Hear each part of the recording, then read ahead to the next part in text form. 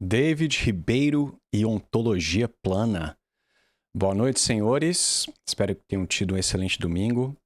Eu sei que é extremamente rude, deselegante ficar de casaco e cachecol dentro de casa, mas o aquecedor ficou desligado o dia inteiro e está bastante frio aqui, tá? Então eu me darei o direito de ficar de casaco.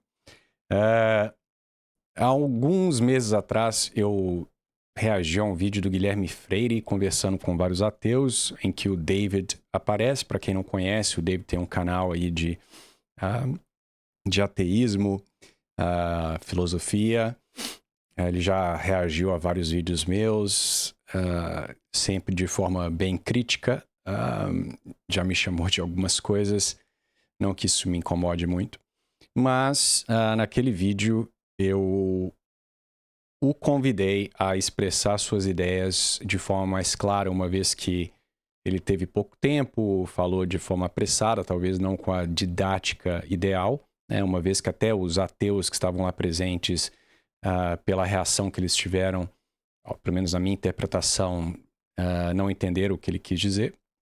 E o David acabou fazendo um vídeo, aceitou o meu convite e gravou um vídeo sobre a ontologia plana, que era um dos tópicos que estavam sendo discutidos ali com o Guilherme Freire.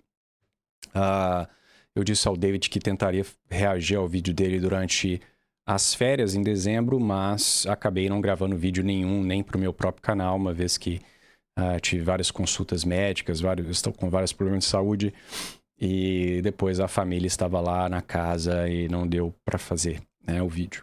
E no último mês, né, o ano financeiro aqui na Inglaterra está chegando ao fim, agora em final de março, então é o momento em que todos os projetos estão acabando, as coisas estão bem conturbadas, é o momento de assinar novos contratos, etc. E eu também queria ler alguns dos artigos do Fioco, que é a fonte primária que o David usou para dar para sugerir essa metafísica, se vamos colocar dessa forma. Então eu peço desculpas ao David, eu já pedi desculpas para ele no privado, mas faço minhas desculpas públicas pela demora em respondê-lo. Então, sem mais delongas, vamos escutar o David e eu vou deixar ele falar o máximo possível, porque senão o nosso vídeo ficará muito longo, né? Se eu me interromper continuamente, né? Salve galera, beleza? Aqui é o David novamente. Galera, eu estou aqui para realizar uma resposta ao Rômulo, né? O Rômulo ele fez, né? Para quem não conhece, o Rômulo é um rapaz católico, né? Católico aí de uma linha mais tomista. Ele era ateu, né?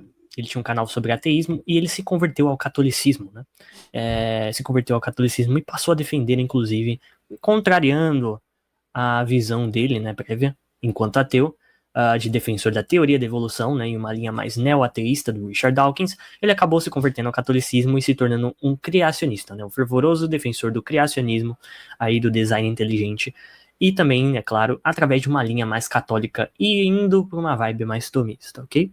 Nós já reagimos ao Rômulo aqui diversas vezes, em um tom até um pouco mais belicoso, em reação a algumas imposturas que ele já apresentou, inclusive com meu amigo Daniel Gontijo, né? Falando um monte de impropérios, um monte de coisas não muito legais sobre ele, o que me fez adotar uma postura mais bélica.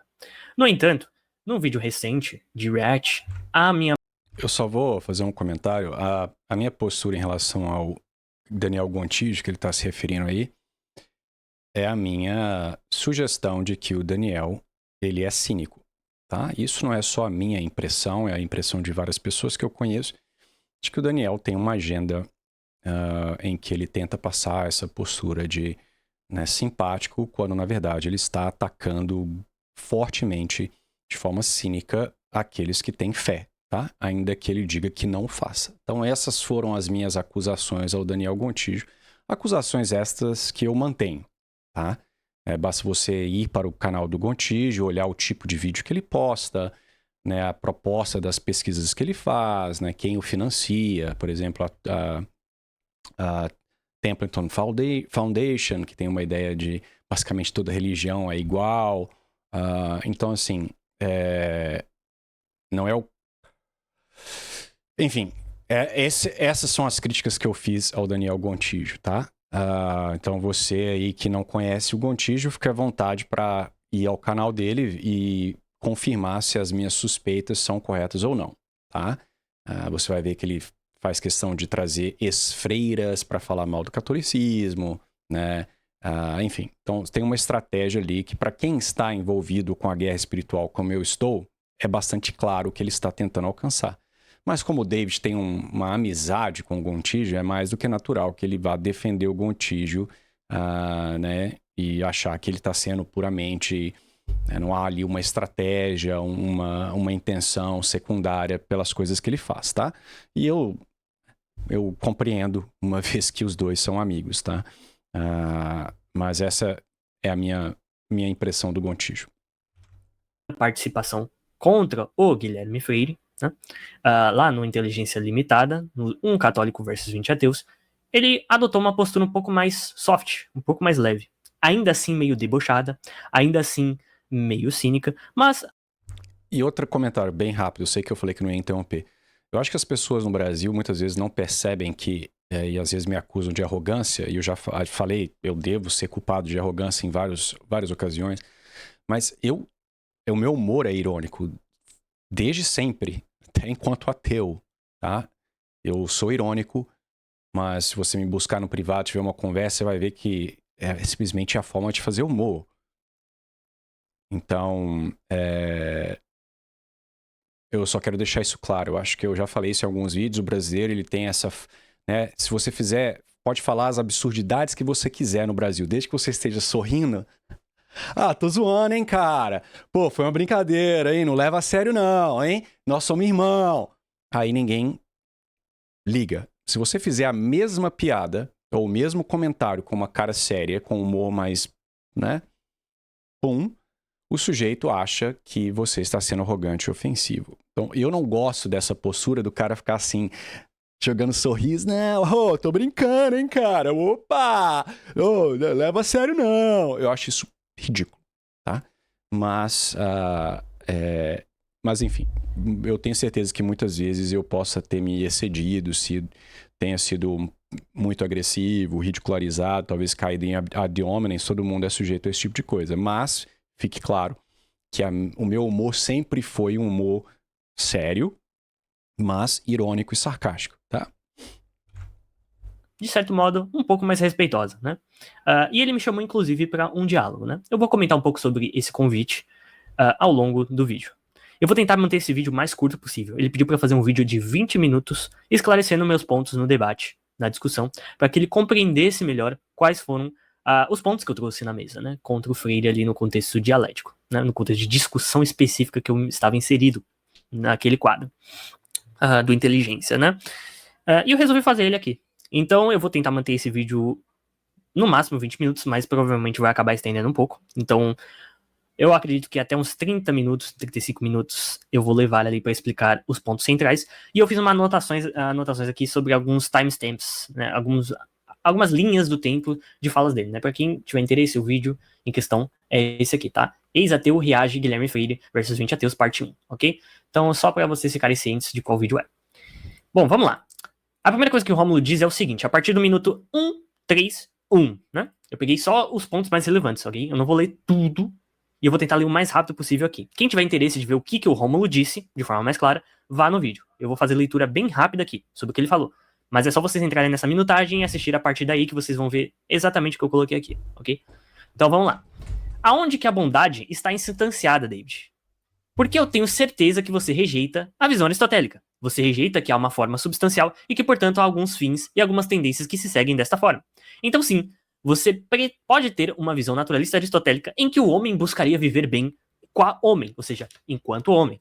Mas isto pressupõe a existência da forma, de uma natureza humana que eu tenho certeza que você rejeita. Então, aonde está essa instanciação? Qual a propriedade que você não citou que faz o homem instanciar este bem? Aqui o Rômulo está basicamente comentando sobre o ponto que eu trouxe sobre instanciação do bem axiológico em ações ou estados de coisas, né? E que confere o status dessas ações e dos estados de coisas como ações boas e estados de coisas bons, né? Nomeadamente ações corretas, né, mais precisamente, e estados de coisas bons, mais precisamente, né, que são dois termos ali distintos, né. mas que se referem a coisas similares ali, envolvendo essa instanciação. Então, o que eu quero dizer por isso? Bom, primeiramente, eu quero deixar claro que eu trouxe uma visão metafísica alternativa chamada de ontologia plana na discussão contra o Guilherme Freire. Mas eu fiz isso, no contexto de discussão, justamente porque o Freire ele queria me colocar numa cilada de bico. Ele queria justamente vir com perguntas sobre a questão da essência das coisas, né? Do fato das coisas serem realmente o que são, né? Caracterizadas da maneira como realmente são, e não de outra forma, né? E o que permite a gente inteligir essas coisas enquanto aquelas coisas particulares. Por exemplo, eu compreender esse microfone enquanto microfone e compreender esse celular enquanto celular, de modo a não confundir essas duas coisas, né? A tratar elas inteligivelmente como coisas distintas, né? Diferenciadas ali por uma característica diferenciadora específica, né? Uma diferença específica entre essas coisas. E para eu fugir dessa cilada, né? Para não entrar nessa cilada de bico aí, né? Para não ter que, enfim, explicar coisas muito minuciosas e muito mais técnicas do que eu teria que explicar, eu resolvi trazer uma visão metafísica alternativa que eu não necessariamente endosso, mas que eu julgo como uma alternativa plausível e aberta para qualquer ateu e naturalista, que é a visão de ontologia plana. O que é a ontologia plana desenvolvida pelo filósofo M. Oreste Fiocco? É basicamente a ideia de que todas as coisas elas têm igualmente o mesmo grau de ser. Todas são igualmente fundamentais no sentido de todas existirem tais como existem, né? E aí eu trouxe um linguajar técnico, que até ele vai reclamar em outras minutagens, sobre a questão de eu tratar as coisas como não tendo uma essência, mas serem essencializadas de certas formas, né? E isso advém de um argumento que o Fiocco traz contra o ilemorfismo, tá? Contra a visão aristotélica clássica, né? Aliada com os tomistas, com os aristotélicos e outras visões de realidade hierarquizada, né? Que é basicamente um argumento que trata, né, que visa demonstrar que certos fenômenos que geralmente esse pessoal recorre ao postular essa forma substancial para explicar esses fenômenos, nomeadamente a individuação, a unidade das coisas, né? Ou seja, o fato desse microfone ser individuado enquanto microfone, e isso aqui ser individuado enquanto celular, né? Pertencer a um gênero ou uma espécie específica, ao invés de, no caso, outro. E, no caso, esse microfone, né?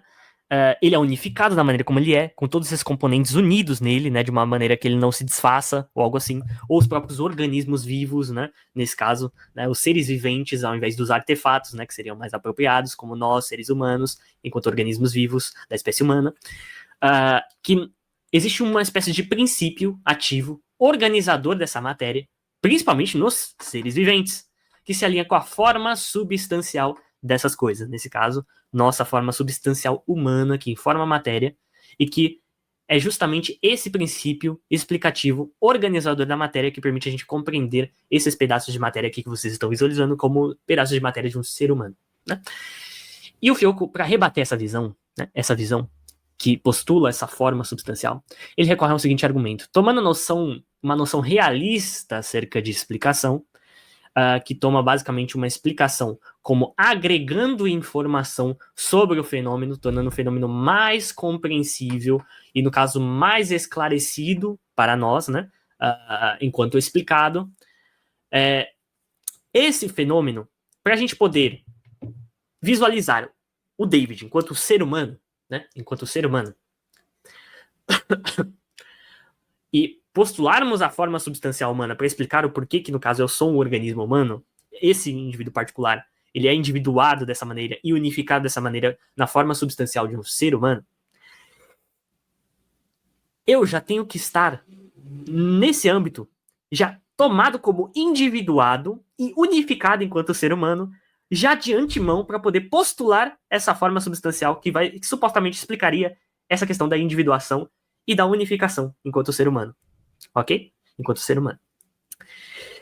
O Fiocco vai dizer o seguinte, que isso basicamente se redunda a eu postular uma coisa, né, que na verdade é o próprio fenômeno que ele visa explicar. Que para eu postular a forma substancial para explicar esse fenômeno específico, dessa coisa individuada específica e unificada especificamente da maneira como é, eu já tenho que tomar ela como unificada e individuada da maneira como é, já de antemão.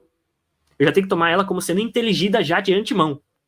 E, portanto, no caso, a forma ela não está exercendo nenhum papel relevante, explanatório, de fato, para explicar o porquê que eu sou individuado e unificado da maneira como eu sou, enquanto organismo humano, né? Enquanto ser vivente humano.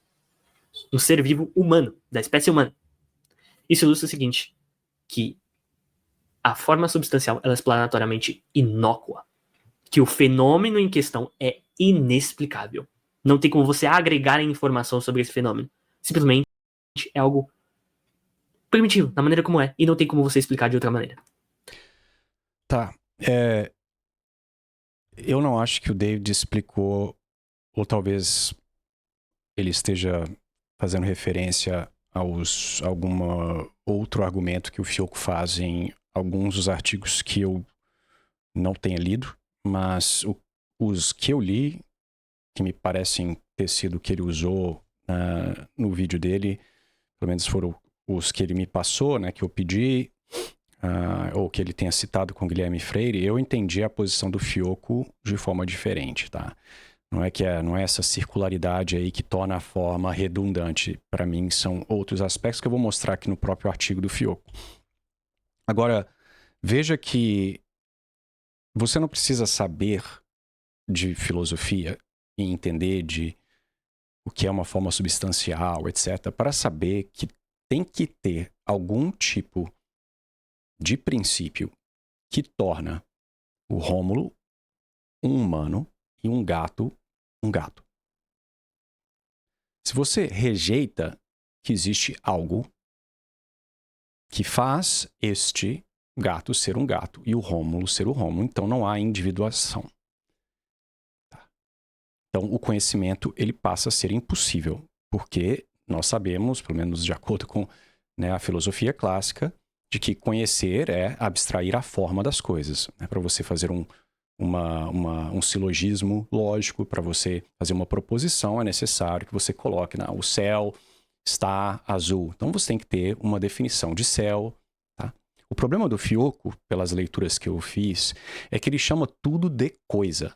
E depois ele faz um espantalho em relação ao tomismo e eleomorfismo, tratando a forma e a matéria como se fossem duas coisas. Então ele quer entender como que uma coisa, a forma substancial, pode ser a explicação de outra coisa, tá? Como que combinadas, como se a matéria estivesse lá, fosse algo em si mesma, necessitando de algo externo para então explicá-la. Essa relação que ele chama de R nos artigos. E aí ele vai concluir algumas coisas que eu vou mostrar para vocês aqui. Mas o problema principal é esse, né?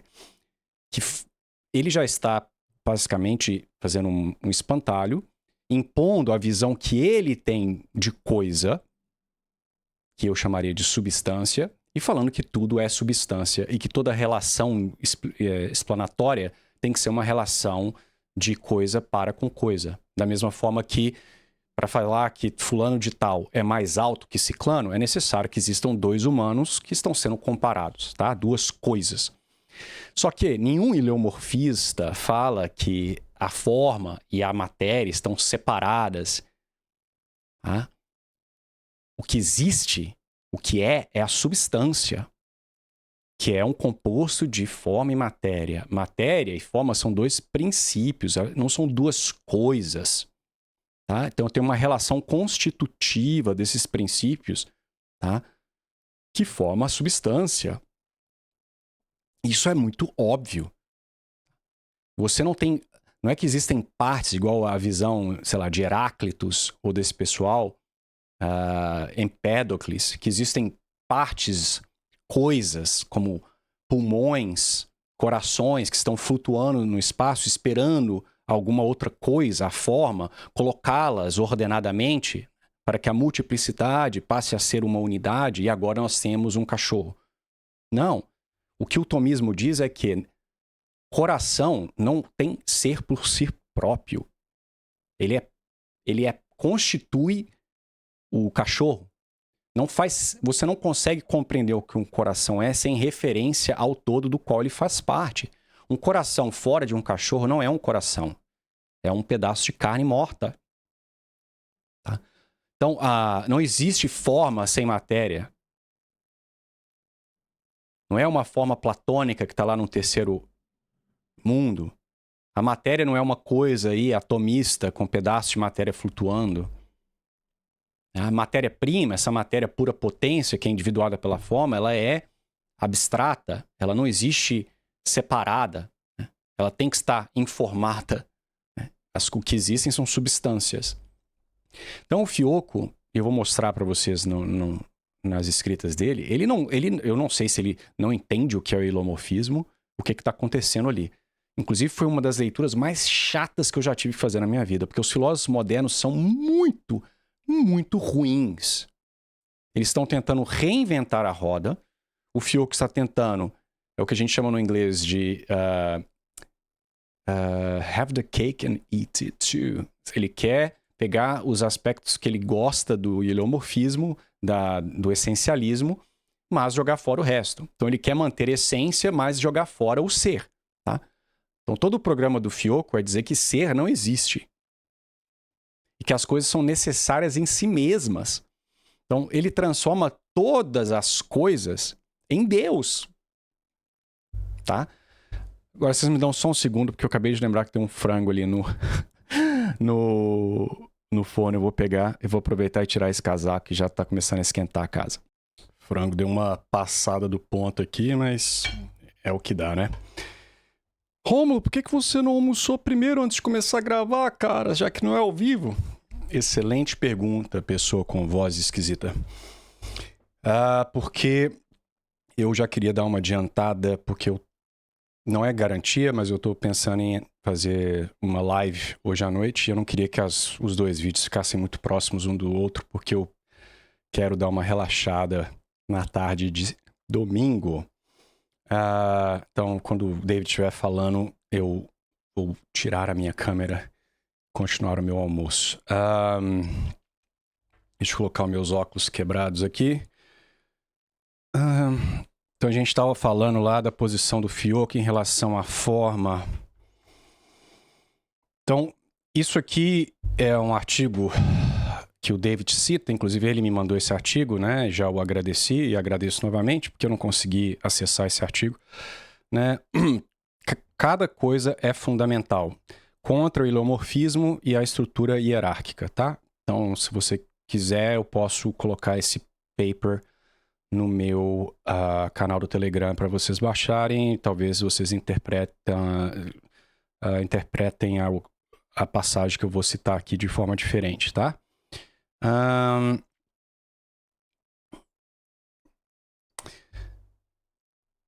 Mas eu acho que a parte que nos interessa é isso daqui, tá?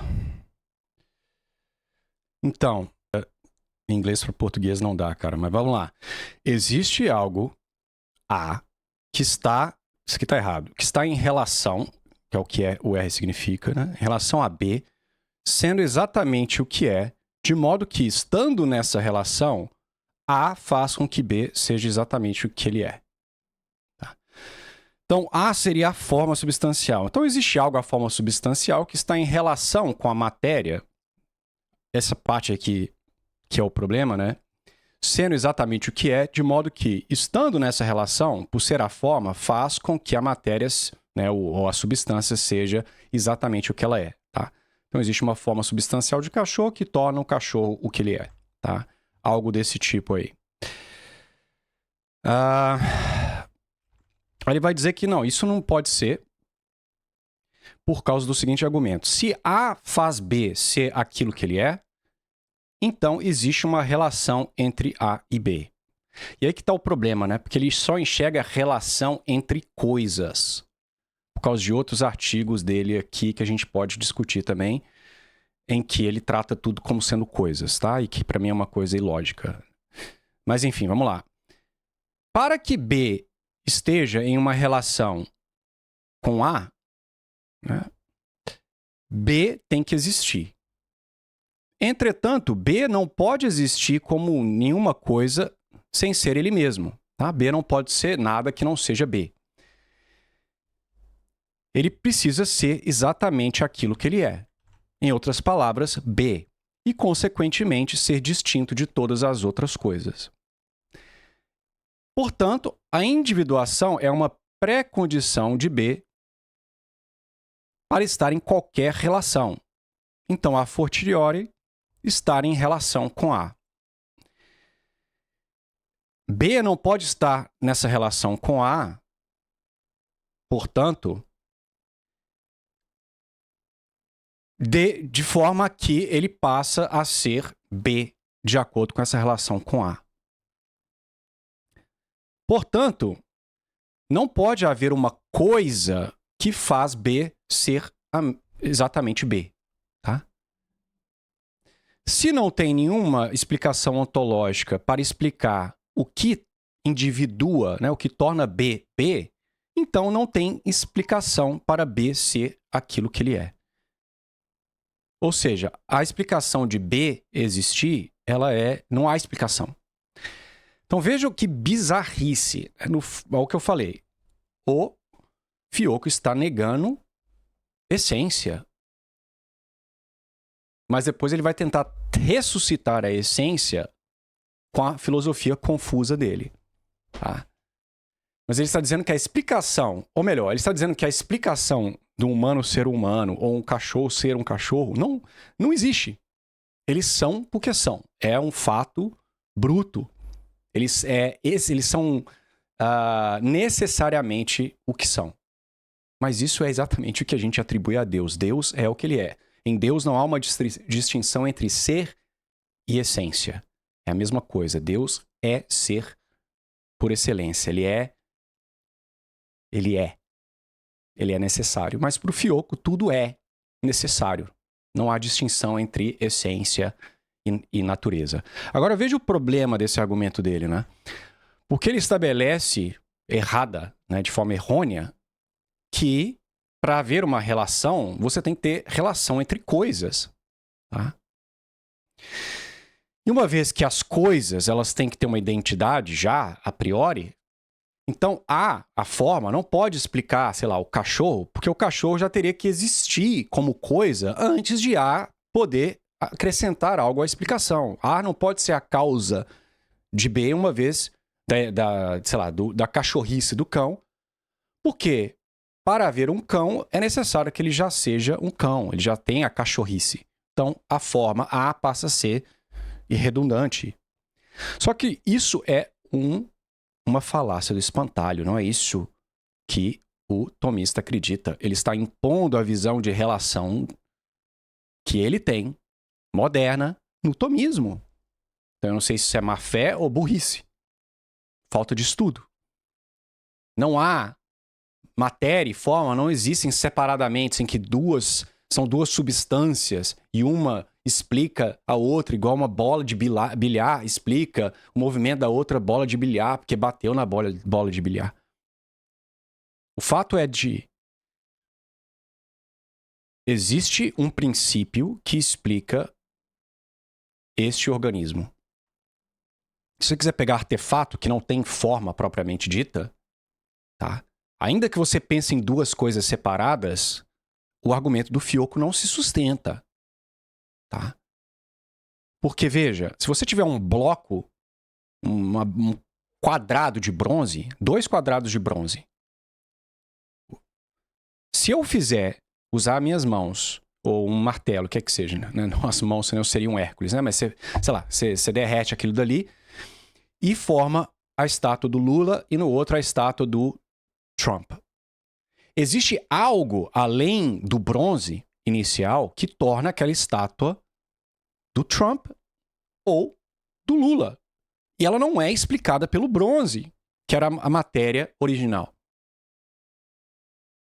Não é o caso das substâncias verdadeiras, que são os organismos, porque não existe, né, um pedaço de carne que está aguardando ser informado por uma mente inteligente que vai moldar. Existe no processo de criação original. Tá? Mas como ele rejeita isso, então ele imagina dessa forma. Existe uma causa externa que vai transformar uma coisa pré-existente que já tem identidade em outra. Então veja como que esse cara ele não entende o tomismo. Né? E ele cai em absurdidades. Porque Olha lá, não tem explicação para a individuação de uma coisa porque nenhuma coisa poderia fazer outra ser o que ela é. Então, não tem essência e não há explicação para as coisas serem o que são, tá? Então, isso é basicamente você destruir o conhecimento. Se não há essência, não há conhecimento, tá? E a mesma coisa quando ele vai falar de multiplicidade. Ele vai imaginar que existem partes separadas e, portanto, a forma seria aquilo que une as partes separadas, como se essas partes separadas tivessem existência própria e que a forma fosse um adicional que vai, então, torná-las uma unidade. Sendo que não. A disposição da matéria para receber a forma e a forma, isso existe simultaneamente. É uma relação constitutiva. São dois princípios. O que existe aqui no concreto é a substância homem ou a substância cão. Não existe matéria de cão separada da forma de cão. Tá?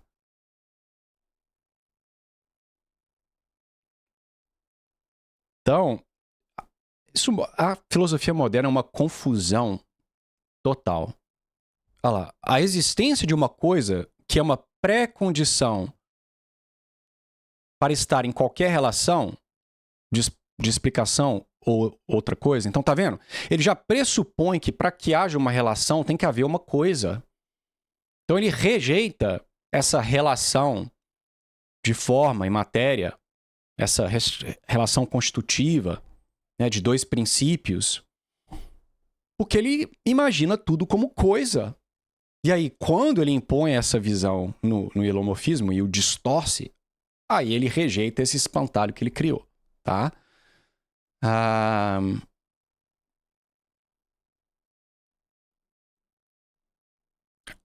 Então, se uma coisa é ou deve ser aquela mesma coisa que ele é, e tem que ser aquilo que é, apesar de não existir nada que a torna isto, isso indica que cada coisa é suficiente em si mesma para limitar a sua individualidade e fazer o que ela é. Então, a coisa não tem nada que explica a coisa ser o que ela é. Mas a própria coisa limita o que ela é. Então, ela é necessária. Então, ele está basicamente chegando a Deus, que é ser por si próprio, e atribuindo isso a todas as coisas. Agora, o que então diferencia um cachorro de um gato? Né? Se eles são puro ser, eles têm em si próprio a explicação para ser o que são. Então, eles são ato puro, imagino. Então, o que distingue um cachorro de um gato? Já que o que existe é coisa, não há acidente nem essência, então o que torna o gato um gato, e você não cai num monismo em que tudo é uma coisa só, igual os budistas, tá? Aí vem essas palavrinhas que eu chamei, ele chamou de esses termos técnicos, que eu chamo de basicamente encheção de linguiça, palavra inventada, que filósofo moderno inventa, né? Uma coisa, né, um ser, que ele transforma o ser, tá vendo? O ser, né, a being, o ente, uma coisa, é limitado e limita, e é nesse senso, sei lá, nesse sentido naturado, né? Essencializado. A coisa não tem uma natureza, ela não tem uma forma ou uma essência, no senso de que tem uma coisa distinta dela. É a sua natureza, em outra palavra, é a sua natureza que vai determinar a individuação desta coisa, o que é e, consequentemente, como interage com outras coisas. Então, ou seja, ele acaba reinventando o tomismo, porque o tomismo nunca disse que a forma é uma coisa separada, tá? Uma coisa distinta da coisa, porque a coisa não existe sem a forma e a forma sem a coisa. Então, são princípios constituintes da substância. Então, uma vez que ele está rejeitando um tomismo que só ele acredita, né? Aí ele vai chegar ao tomismo, só que ele vai rejeitar a essência na explicação tomista falsa dele, né? Porque ele vai negar que a forma é algo distinto da coisa. O que todo tomista já aceita. A forma constitui a coisa. Tá?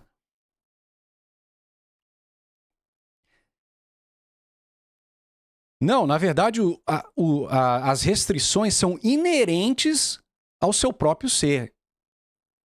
Mas é isso que o tomista fala, cara. É exatamente porque o organismo tem a forma que ele tem as limitações que tem. Ele tem as ações que tem. Agir o agir segue do ser.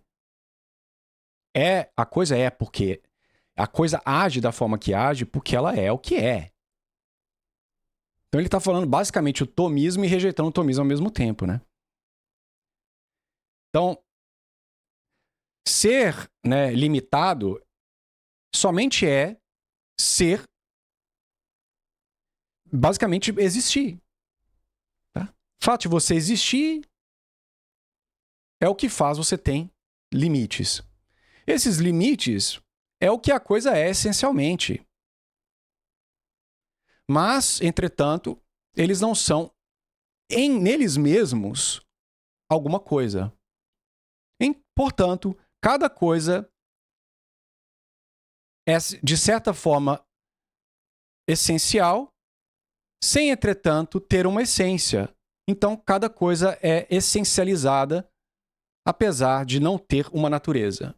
Então, olha a pirueta que esse cara está fazendo, né? Eu peço perdão porque, né, ler um texto filosófico do inglês para o português é a mesma coisa que você ler uma novela Harry Potter, tá? Ainda mais que o falar filosófico já é confuso em si mesmo. Agora veja isso, então. Então o cara, para repetir pela 10ª vez, ele não entende o que é o tomismo, ele cria um espantalho do tomismo, que é, na verdade, uma petição de princípio, que ele está impondo a noção dele de relação, tratando a forma substancial como coisa, que não é o que o tomismo aceita, que o tomista aceita. Aí ele rejeita esse espantalho, aí ele repete o que o tomista acredita, só que ele joga o princípio explanatório do tomismo, dizendo que não é necessário. E acaba concluindo que todas as coisas são necessárias, que na visão tomista é basicamente dizer que todas as coisas são deuses. Então essa é a filosofia moderna, cara. Tá? Eu até fico feliz do David ter falado que ele não necessariamente endorse essa visão. Não sei porque que ele a trouxe, então. Ele, no mínimo, deve achar ela aceitável. Agora, isso pra mim, cara, pra ler esse artigo foi uma penitência em si mesma na quaresma. Tá? De tão ruim que isso aqui é.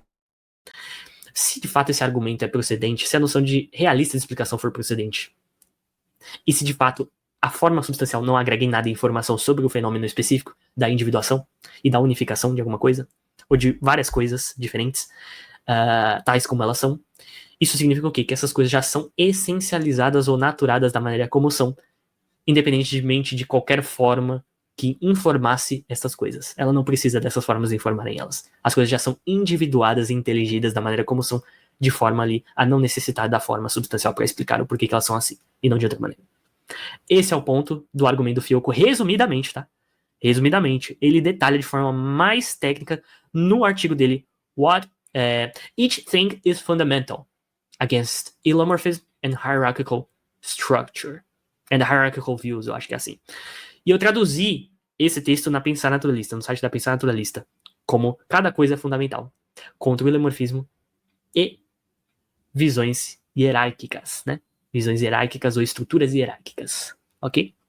Então é basicamente isso. Esse é o argumento do Fiocco em favor da ontologia plana. E a ontologia plana, ela assume, como o próprio nome diz, que todas as coisas estão planamente no mesmo grau de ser. Não existe uma coisa que é mais real do que outra. Todas são igualmente reais. No mesmo nível. Todas realmente existem de maneira unívoca, no exato mesmo sentido unívoco. E não tem espaço para analogias nesse âmbito, ok? E por isso que é uma visão hostil ao aristotelismo clássico. Mas uma coisa perspicaz que o Rômulo notou é que essa visão parecia para ele meio que aristotélica. Sim, mas se tudo é unívoco, não há hierarquia de ser, então o que distingue um ser do outro? O que torna, é o que eu falei anteriormente, o que torna um cachorro, um gato, um gato. Se todos são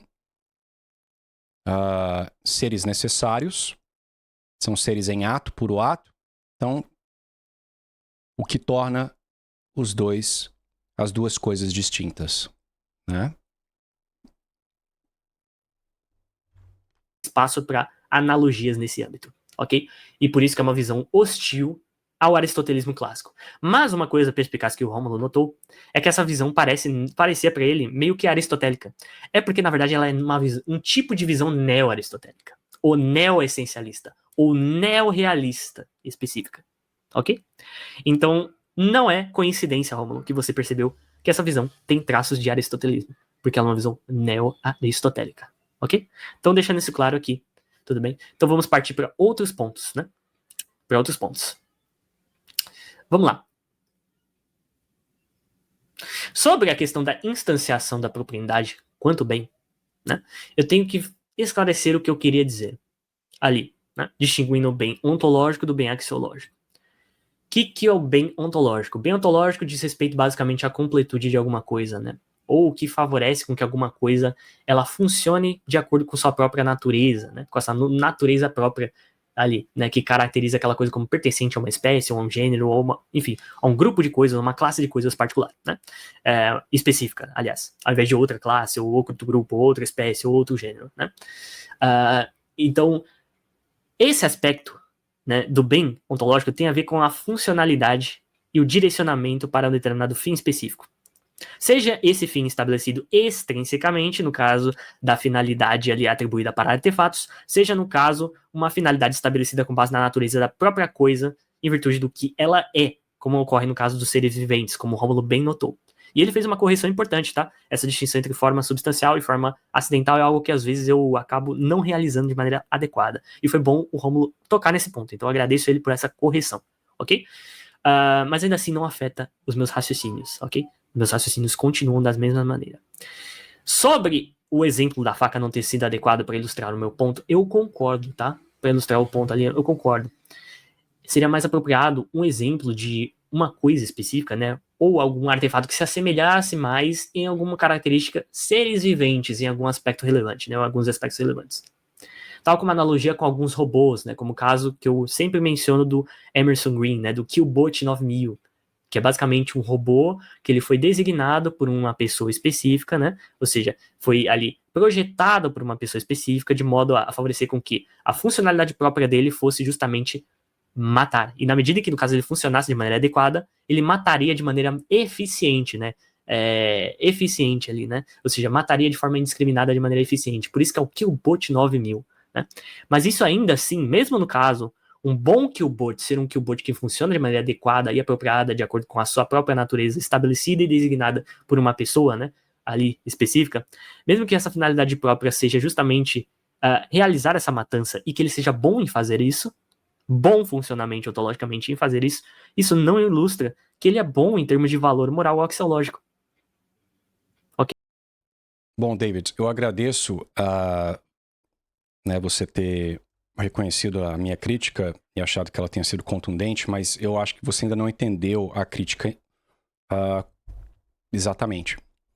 Não é uma questão de você ter escolhido um objeto ruim para fazer a sua analogia, tá? É uma questão ontológica.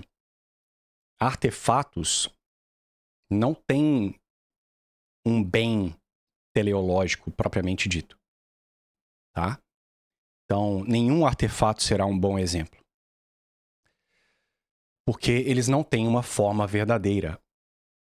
Uma faca feita de bronze e com cabo de madeira, ela não tem uma forma de faca. Tá? Porque nós, humanos, não temos a capacidade de criar uma forma substancial. Nós não somos deuses.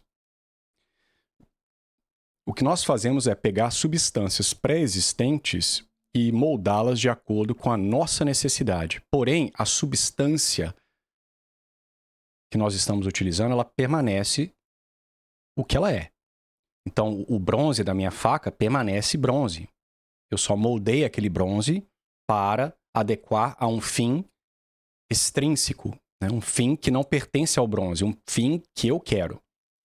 Mas o bronze ainda tem as propriedades que tem. Então, a faca vai enferrujar, ela vai ficar, sei lá, né, meio esverdeada com o tempo, ela vai perder o fio. O bronze continuará se comportando com a bronze. Então, o que faz o bronze ser bronze, isso sim é uma forma substancial. Ainda que na hierarquia do ser ela esteja lá embaixo e não é tão, assim, propriamente ser como um cachorro, tá? Mas ainda assim, há ali uma forma que torna o bronze, faz o bronze ter as características que tem. Então, a madeira ali no cabo da faca, ainda que eu corte daquela forma, ela ainda se comportará como madeira. Ela terá as propriedades de madeira, ela vai se decompor, tá? Vai morfar, etc. Tá? Se ela ainda estiver viva, ela vai, sei lá, se for uma cama de madeira que ainda estiver viva, vai sair uma raiz ali da cama, tá? Ela não respeita a sua imposição formal nela. Então, é uma analogia. Assim como Deus cria propriamente as coisas, nós fazemos essas nossas criações, mas é mais uma moldagem, ok? Então, eu posso pegar uma faca e usar de, sei lá, de peso de porta. Ela vai servir ao meu propósito. Talvez não ao propósito de quem construiu a faca. Tá? Mas a faca, ela não tem um fim intrínseco a ela. Porque ela é, na verdade, um aglomerado de substâncias que estas sim têm o seu fim intrínseco. Tá? Então, uma vez que o esquilo ele tem uma natureza de esquilo propriamente dita, se segue que ele vai agir como esquilo. Agora, existem causas, né, situações, ou o que é que seja, que vão impedir este esquilo de efetuar as suas ações de esquilo. Então, pode ser que por um acidente genético, ele tenha uma deficiência, tá? E não consiga consumir, sei lá, nozes. Então, ele não poderá agir como esquilo, ele não poderá comer nozes. Então, ele é um mau exemplar de esquilo. Ele não é um agente moral, porque ele não conhece seu próprio fim, ele não está deliberadamente deixando de comer nozes, mas o ato de não poder comer nozes é objetivamente um mal para aquele esquilo, porque vai contra a natureza desse esquilo. Tá? E é por isso que nós chamamos essas coisas de doença. Tá? Apesar de que o mundo atual, com a sua loucura generalizada, tenta tratar doenças como se fossem simplesmente parte do espectro da expressão humana. Tá? Eu não estou pensando aqui em autismo, não. Estou pensando em qualquer coisa. Hoje em dia não pode falar que o sujeito tem uma doença. Ah, não, ele é não sei o quê. Para o autismo, não, é neurodivergente. Ah, fulano de tal é não sei o quê das contas. Dá palavras, assim, não existe. Não existe uma natureza humana, tudo é aceitável. O sujeito nasceu com uma perna só. Ah, não, ele é só diferente. Não é que há ali um impedimento à própria atualização da natureza humana, que é ser bipedal, não. Entendeu? Então, até o seu robô aí, ele não tem uma natureza de nada. Ele tem... Você disse, o cara programa o robô para matar muita gente. O máximo que você pode dizer é que, se ele matar muita gente, ele é um robô eficiente, uma vez que o cara que o projetou para matar muita gente. Agora, isso nada tem a ver com a moralidade do robô, com a robô. Porque o robô ele não é nada, ele é um pedaço, um bando de metal, estes sim, com sua própria natureza. E nos diz sim sobre a maldade de quem criou o robô. Que aí você tem uma imposição externa de um telos, que não é do robô, mas do homem. Tá? Então, qual que seria o equivalente? É você dizer, então Deus criou um organismo que é mau em si mesmo? Isso não faz nem sentido, né? Porque o mal, ele é uma ausência do ser. Então, ainda que Deus tivesse criado um animal que a especialidade dele é matar, Então, para aquele organismo, muita gente fala que, sei lá, o jacaré é um animal matador. Ué, ele é um animal carnívoro. É da natureza dele ser carnívoro. Então, matar bem, ser capaz de sufocar uma gazela debaixo d'água, é agir conforme a sua natureza. E para o jacaré, isso é algo bom. Ele está agindo conforme a sua natureza. Se isso me causa um mal, é outra história. Tá. Aí a gente pode entrar na questão de que, a predação, ela causa um mal para o indivíduo predado. Só que, no total do universo, há um bem maior, que é, né, as cadeias tróficas, a manutenção do ecossistema. Então, no tomismo, né, o todo ele é mais importante do que as partes, tá? Mas o fato é, até o pessoal falar, então Deus criou um organismo parasita? Que Deus é esse que cria uma sanguessuga que só chupa sangue, coisa claramente má? Não, má para você, porque ela tá te causando um dano, mas para a sanguessuga, a natureza dela é de parasita. Então, para ela, sugar o sangue é algo bom.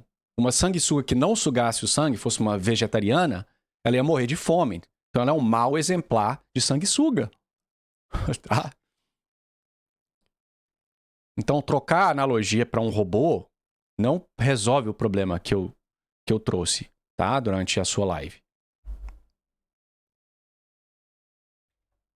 Inclusive, tem alguns, né? Eu já fui em algumas palestras aí do pessoal neo-aristotélico e quer trazer a teleologia de volta, mas jogar fora a essência e manter o evolucionismo, né? E eles ficam confundindo direto essa questão de causalidade intrínseca, né? Que parte da forma, né? E essa causalidade extrínseca, meio artefato. Então, eles atribuem à evolução causas extrínsecas. Eles dizem, a combinação do ambiente, mais mutação, mais não sei o que lá das contas, combinam para juntas gerarem uma nova criatura. Eles nem percebem que eles estão mais platônicos, mais próximos de um criacionismo do que se eles tivessem permanecido com Aristóteles, que acredita que as causas são intrínsecas. Tá? Porque eles estão basicamente atribuindo uma causalidade divina, extrínseca, à natureza. Mas não é isso que Aristóteles está falando. Essa causalidade aí, da coisa agir como é, ela é uma causalidade intrínseca, porque ele é o que é. Tá? Mas no caso do robô, a causalidade ela vem de fora. É igual um deus criando uma borboleta. Então o robô vai agir conforme quem o criou decidiu que ele agisse. Para você dizer que o robô não está agindo de forma moral, porque matar é errado, você já está partindo de um pressuposto anterior, de bem e mal, que exige, sim, uma noção essencialista de alguma coisa, seja a natureza humana, que vai ser o que a gente vai basear uma ação moral ou imoral. Você pressupôs uma natureza humana que você está rejeitando para chegar à conclusão do que é bom e ruim. E daí você está dizendo que o fulano que atribui uma ação má a um robô, tá? Agora o robô, apesar de estar seguindo o seu mestre, está agindo de forma má. Logo, isso desprova que ter uma essência necessariamente leva a coisa ao bem, né? Então veja o problema aí. Não sei se eu me fiz claro. Moral, estética, etc. Que esse ato, né, enfim, essa matança que ele está realizando não é algo bom moralmente falando. Então esse exemplo eu acho que é um exemplo melhor, porque o robô ali acaba sendo um pouco mais análogo a um ser vivente, né, de forma mais relevante. Inclusive os próprios criacionistas, como Rômulo bem notou, costumam utilizar analogias com robôs, e que no caso ilustra o seguinte, que ainda assim, mesmo ele tendo essa natureza dele, ele tendo essa natureza dele, isso não significa que ele é bom, né? E que o fato dele realizar essa natureza dele, funcionalmente falando, vai ser algo bom.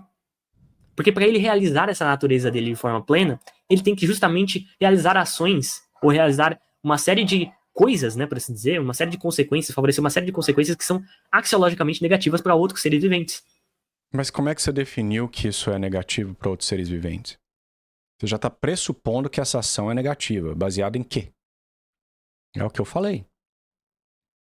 Você já usou o essencialismo para chegar à conclusão de que isso é mal, e agora você está usando um artefato que foi mal programado por uma pessoa má e dizendo que isso refuta a ideia que te ajudou a chegar à conclusão de que aquele robô está agindo de forma má, né? Quando na verdade não está. Ele é um robô, ele não tem intenção, ele não é um agente moral. Ok? Tudo bem? Então, neste caso, esse exemplo que eu dei, que eu daria, no caso, que seria mais eficiente. Só um último comentário. Não há distinção nenhuma, tirando a complexidade e a eficiência do matar, de um humano pegar uma arma e atirar em alguém e alguém programar um robô e falar mata todo mundo ali. Não há a menor distinção do ponto de vista moral. A arma não é a arma que é má ou boa que está matando as pessoas. Ela é um instrumento, um artefato que o cara está utilizando para cometer uma ação má.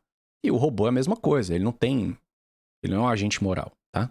Sentido que o exemplo da faca, né? Mas eu usei o exemplo da faca por uma questão mais rápida ali, né? Porque o Guilherme Freire usou o exemplo da cadeira, né? Que já é um artefato ali específico, então eu resolvi usar outro artefato, nesse caso, a faca. Esse exemplo serviria para ilustrar ainda mais o meu ponto em questão, de que a bondade moral não está necessariamente vinculada, ou não é uma contração da bondade ontológica ou funcional, né? Então, é esse o ponto que eu queria ilustrar, ok? É esse o ponto que eu queria ilustrar. Tudo bem? E aí, tendo em vista isso, o bem axiológico que eu estava assumindo na minha visão se alinha com uma visão na filosofia contemporânea chamada de não naturalismo metaético, que é uma das visões realistas morais que filósofos, ateus, agnósticos, secularistas em geral costumam endossar na academia. Tem também visões metaéticas naturalistas, mas não entremos aqui. Vou especificar o que eu estava me referindo na minha discussão com o Freire. A visão que eu endosso se alinha com o não naturalismo metaético, que basicamente se alinha com aquela ideia de que existem certas propriedades normativas abstratas, não concretas, que elas são causalmente inertes. Elas não têm eficiência causal no sentido de causalidade eficiente, ok? Elas não causam eficientemente nada. Elas não são capazes de produzir nada como efeito. Mas elas são instanciáveis, são multiplamente instanciáveis em ações ou estados de coisas específicas. E essas relações de instanciação são justamente relações necessárias. Ou seja, existem certos estados de coisas e ações que, pelo fato da própria natureza daquelas ações ou daqueles estados de coisas, aquelas ações são boas. E na medida que elas são executadas, elas instanciam essa propriedade universal abstrata nelas e caracterizam essa ação enquanto algo bom. Então, se eu entendi o David corretamente, ele está caindo no platonismo.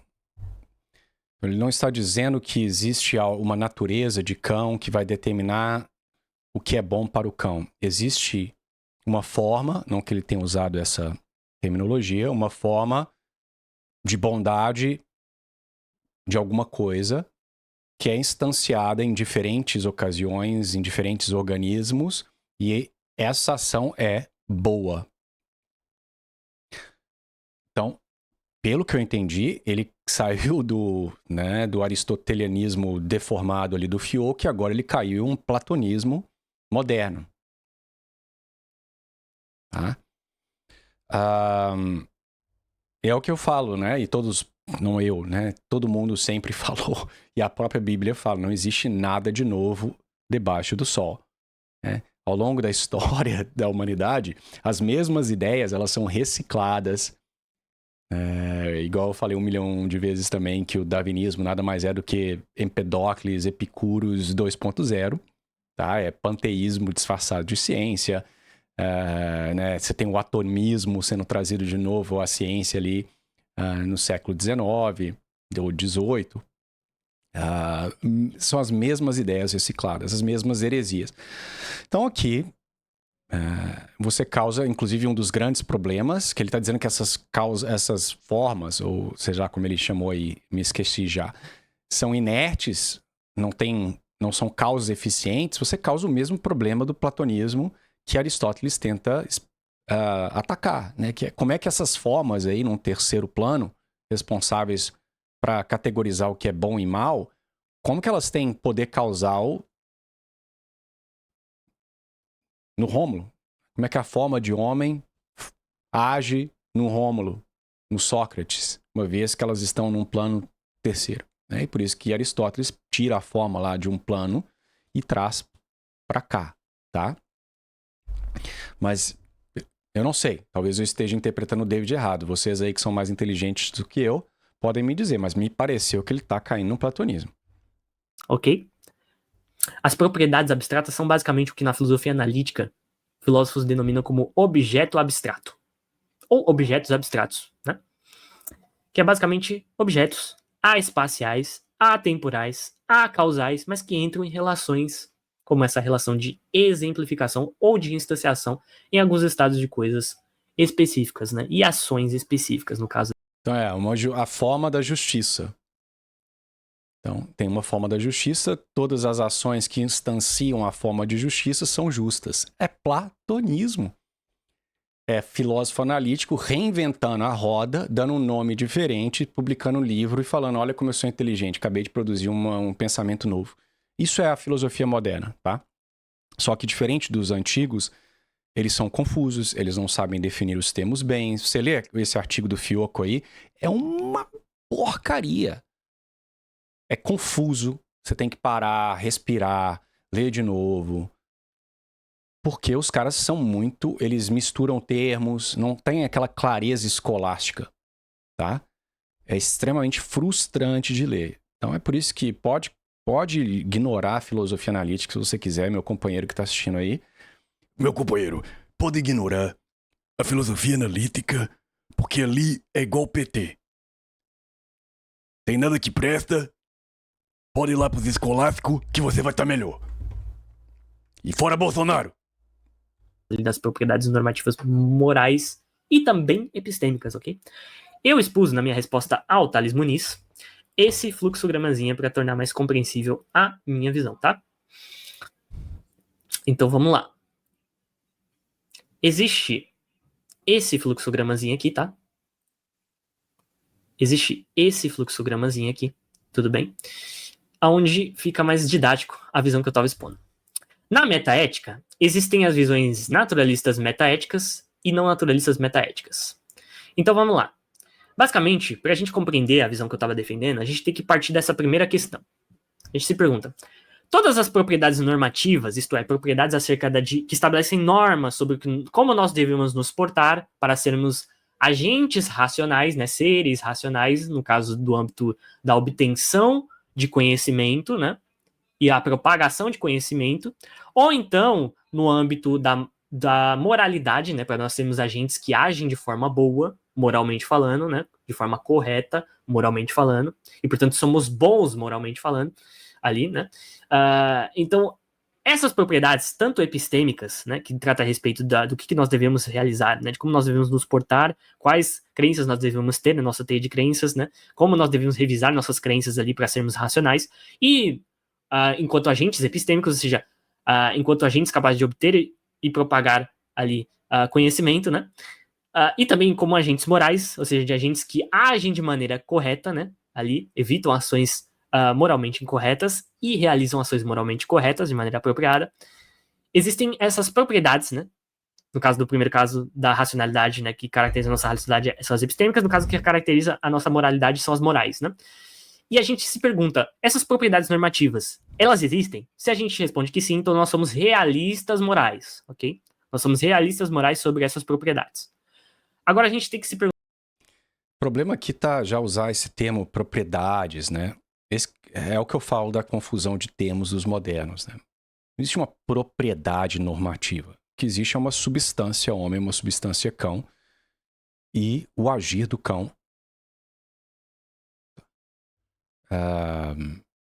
Enfim, eu não vou ficar parando o tempo inteiro, não. Mas se você der retornar para o começo desse vídeo e assistir de novo e ler ali o que o Fioco fala, o que o David fala, eles ficam usando termos como propriedade, processos, fenômenos, mas sem definir o que eles são, tá? E causa essa confusão toda. Mas enfim, porque olha, se você ler a prima facie, que é uma contradição, né? Todas as propriedades normativas são essencialmente não normativas. Tá, mas vamos ver o que ele quer dizer por isso, né? Perguntar a seguinte questão. Tomando como base que nós somos realistas morais, a gente tem que se perguntar o seguinte: todas as propriedades normativas são essencialmente não normativas? Se a gente responde que sim, a gente cai o quê? Em formas de naturalismo ético, ok? Ou naturalismo metaético. E aí, a gente tem que se perguntar, se a gente cai nessa visão, se elas são essencialmente naturais, né? Essencialmente naturais. Se a gente responde que sim, nós caímos no naturalismo ético secular, ok? Que é basicamente o que a maioria uma boa parte, né, pelo menos de filósofos como Philip Afult, no caso ali o Peter Railton, o David O'Brien, boa parte deles, né, desses filósofos que eu acabei de mencionar, eles defendem essa visão. Ou seja, as propriedades morais, elas são propriedades ali essencialmente naturais, mas elas não são, no caso ali, supervenientes ao âmbito natural, né, ou algo assim, né. Enfim. Então você tem várias visões ali, né, de naturalismo ético distintas, né? Tem umas que tratam as propriedades normativas, né, morais ali e epistêmicas como redutíveis às propriedades naturais ou físicas das coisas, ou como supervenientes, que elas sobrevêm sobre essas coisas, como David O'Brien e coisa e tal, né? Então tem várias visões aqui sobre isso. O que eu entendi disso aí é, suponha que, sei lá, para um cachorro farejar muito seja uma coisa boa. Então, essa propriedade normativa, ela é essencialmente não normativa? Então, ela é essencialmente natural? No sentido, o que eu entendo é, o que causa esse cachorro cheirar e isso ser bom para ele é algo que é reduzível a que ele está chamando de propriedades naturais. Então, sei lá, a forma com que os neurônios desse cachorro estão sendo organizados, alguma coisa assim. Não porque Deus decidiu que esse cachorro cheiraria porque uma mente externa falou cheirar é bom para cachorro, mas sim porque a forma com que o cachorro, os neurônios e a matéria dele está ali orientada, sei lá, cheirar causa, não sei, uma cascata de neurônios, uma cascata hormonal que afeta neurônios e gera uma sensação de prazer no cachorro e assim por diante. Então seria uma visão naturalista. Agora veja que isso não é contrário à visão católica tomista. Deus, sim, é o responsável pelo cão. É ele que criou a forma do cão. Mas isso não tira o fato de que existe toda essa cascata natural envolvida com o cachorro cheirar alguma coisa e se sentir bem, tá? Porque o cachorro tem uma substância própria. Ele não é um artefato de Deus. Ele não é um bando de coisas agrupadas que não tem uma causa intrínseca própria que Deus impôs um fim a ele. Igual eu imponho ao robô, que é um bando de metal e que é que seja, e nylon e outras substâncias, para fazer alguma coisa que eu estou impondo. Não, Deus deu uma certa causalidade às criaturas. O cachorro é cachorro. Ele depende de Deus para ser? Sim. Só que ele tem uma independência que é causada exatamente por essa forma substancial, né? Que dá a ele o ser. Então, as duas coisas não são incompatíveis. É porque esse pessoal, que eles atacam tanto o pessoal do DI, ficam focados no DI, eles ficam enxergando Deus como um arquiteto, que é como o pessoal protestante geralmente enxerga Deus. Eles acham que, o pessoal do DI acha que realmente as máquinas moleculares são máquinas, sabe? É algo que foi imposto externamente e agora, sabe? E esquecem que não, o organismo ele é uma substância, ele tem um ser próprio, por assim dizer. Ainda que, ultimamente falando, ele dependa de Deus para ser, ele ainda tem uma certa independência, tá? Por causa da bondade de Deus. Senão eles seriam robôs. Se você responde... Agora vamos voltar. Se a gente respondesse que não, a gente cairia no quê? Do sobrenaturalismo metaético ou ético. Que também é chamado de naturalismo ético-teológico, tá? O Tomás de Aquino, por exemplo, é um naturalista ético-teológico. Ou um sobrenaturalista metaético, né? O ético, se a gente for colocar aqui nessa nomenclatura, tá? Os teístas, em geral, costumam ser isso aqui, beleza? Eles costumam ser justamente sobrenaturalistas metaéticos ou éticos. Ou então, né, como é chamado vulgarmente não, como é chamado comumente, eles são naturalistas éticos teológicos, tá? Teológicos, ok? Então essa visão que o Rômulo tem é essa visão aqui, tudo bem? A visão que eu tava defendendo, Rômulo, é essa daqui. Eu tava dizendo que, na verdade, todas as propriedades normativas não são essencialmente não normativas. Eu tava dizendo que elas não são essencialmente normativas, ok? Então eu tava caindo nisso aqui, ó, não naturalismo metaético ou ético. ok? Essa visão se alinha principalmente com uma corrente na filosofia analítica contemporânea que é chamada de intuicionista ética, ok? E aí você vai ter algumas figuras, alguns representantes dessa visão, como o próprio filósofo ateu Eric G. Weinberg, que defendeu no livro Robust Ethics, The Metaphysics and Epistemology of Godless Normative Realism, essa visão, né, de que as propriedades morais, né, por assim dizer, no caso da moralidade, né, do realismo moral, elas são ali abstratas e elas entram em relações de instanciação, exemplificação e através do âmbito de superveniência, né, que é um tipo de relação que ele defende ali como favorecendo o surgimento ou a instanciação dessas propriedades em certos estados de coisas ou em ações particulares, tá? Então, é isso, né? E tem também outros autores, né, como o próprio Michael Hilmer, que me influenciou bastante, inclusive o filósofo agnóstico Michael Hilmer, que ele defende no livro dele, Ethical Intuitionism, também esse tipo de visão, tá? Todas as propriedades normativas são essencialmente não normativas. Não. Então, algumas propriedades normativas são essencialmente normativas. Então, uma propriedade pode ser normativa fora do indivíduo que ela está informando. Volto a dizer, isso para mim, se eu estou entendendo essa explicação, posso não estar, me parece que tem uma forma de justiça, uma forma de prudência, e você está caindo num platonismo. É o que eu entendi. Na verdade, as propriedades, vulgarmente não são essencialmente não normativas. Eu tava dizendo que elas não são essencialmente normativas, ok? Então eu tava caindo nisso aqui, ó, não naturalismo metaético ou ético, ok? Essa visão se alinha principalmente com uma corrente na filosofia analítica contemporânea que é chamada de intuicionista ética, ok? E aí você vai ter algumas figuras, alguns representantes dessa visão, como o próprio filósofo ateu Eric G. Weinberg, que defendeu no livro Robust Ethics, The Metaphysics and Epistemology of Godless Normative Realism, essa visão, né, de que as propriedades morais, né, por assim dizer, no caso da moralidade, né, do realismo moral, elas são ali abstratas e elas entram em relações de instanciação, exemplificação e através do âmbito de superveniência, né, que é um tipo de relação que ele defende ali como favorecendo o surgimento ou a instanciação dessas propriedades em certos estados de coisas ou em ações particulares, tá? Então, é isso, né? E tem também outros autores, né, como o próprio Michael Hilmer, que me influenciou bastante, inclusive o filósofo agnóstico Michael Hilmer, que ele defende no livro dele, Ethical Intuitionism, também esse tipo de visão, tá? E é claro, historicamente, no nome da filosofia analítica, quem deu start nessa corrente, de certo modo, foi o filósofo George Edward Moore, ou G.E. Moore, como é chamado, né, através do seu livro Principia Ética, meu caro Rômulo. É algo que você deveria saber. É algo que você deveria saber, a meu ver, já que você já conhece algumas figuras da filosofia analítica, inclusive no âmbito do teísta clássico, como o próprio David S. Oderberg e o Edward Feser, ok? Que é um crítico do platonismo, inclusive, né? Do platonismo em geral, né? Platonismo contemporâneo em geral, né? No Five Proofs ele apresenta algumas críticas que são rebatidas posteriormente pelo Joe Schmid, o Daniel Linford e, é claro, também o Gunther Laird e o Scott Berman, ok? Que são alguns autores que rebatem o Feser sobre as críticas ao platonismo contemporâneo.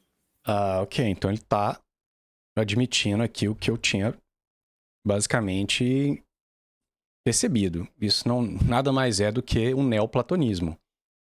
Então não, David, eu não preciso, na verdade, ler todos os autores ateus e todas as vertentes de neoplatonismo, neo-aristotelianismo, neo-atomismo.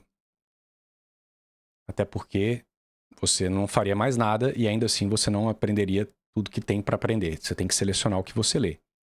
Eu já li bastante coisa de ateus e não ateus sobre neoplatonismo, neo-aristotelianismo.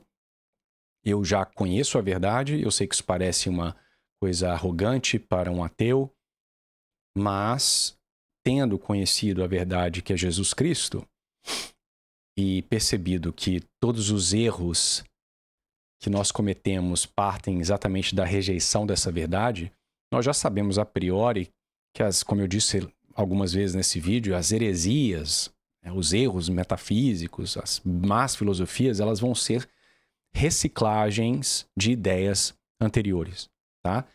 Então, basta eu escutar alguém explicar as ideias, sem que eu necessariamente as conheça antes da discussão, para ver que se trata de mais uma das ideias antigas que está ganhando uma roupagem moderna, tá? E esse pessoal tenta se passar por... eles tentam se passar por inovadores. Olha, aí eles mudam, ao invés de falar forma, falam sei lá o quê, que está instanciando não sei o quê, troca a nomenclatura, usam os termos técnicos que só o pessoal da área deles entende, mas quando você vai destrinchar o que eles estão falando, são os mesmos erros de sempre, tá? Então eu não preciso ler todas as instâncias dessas heresias sendo escritas por diferentes pessoas para saber que elas estão erradas, tá?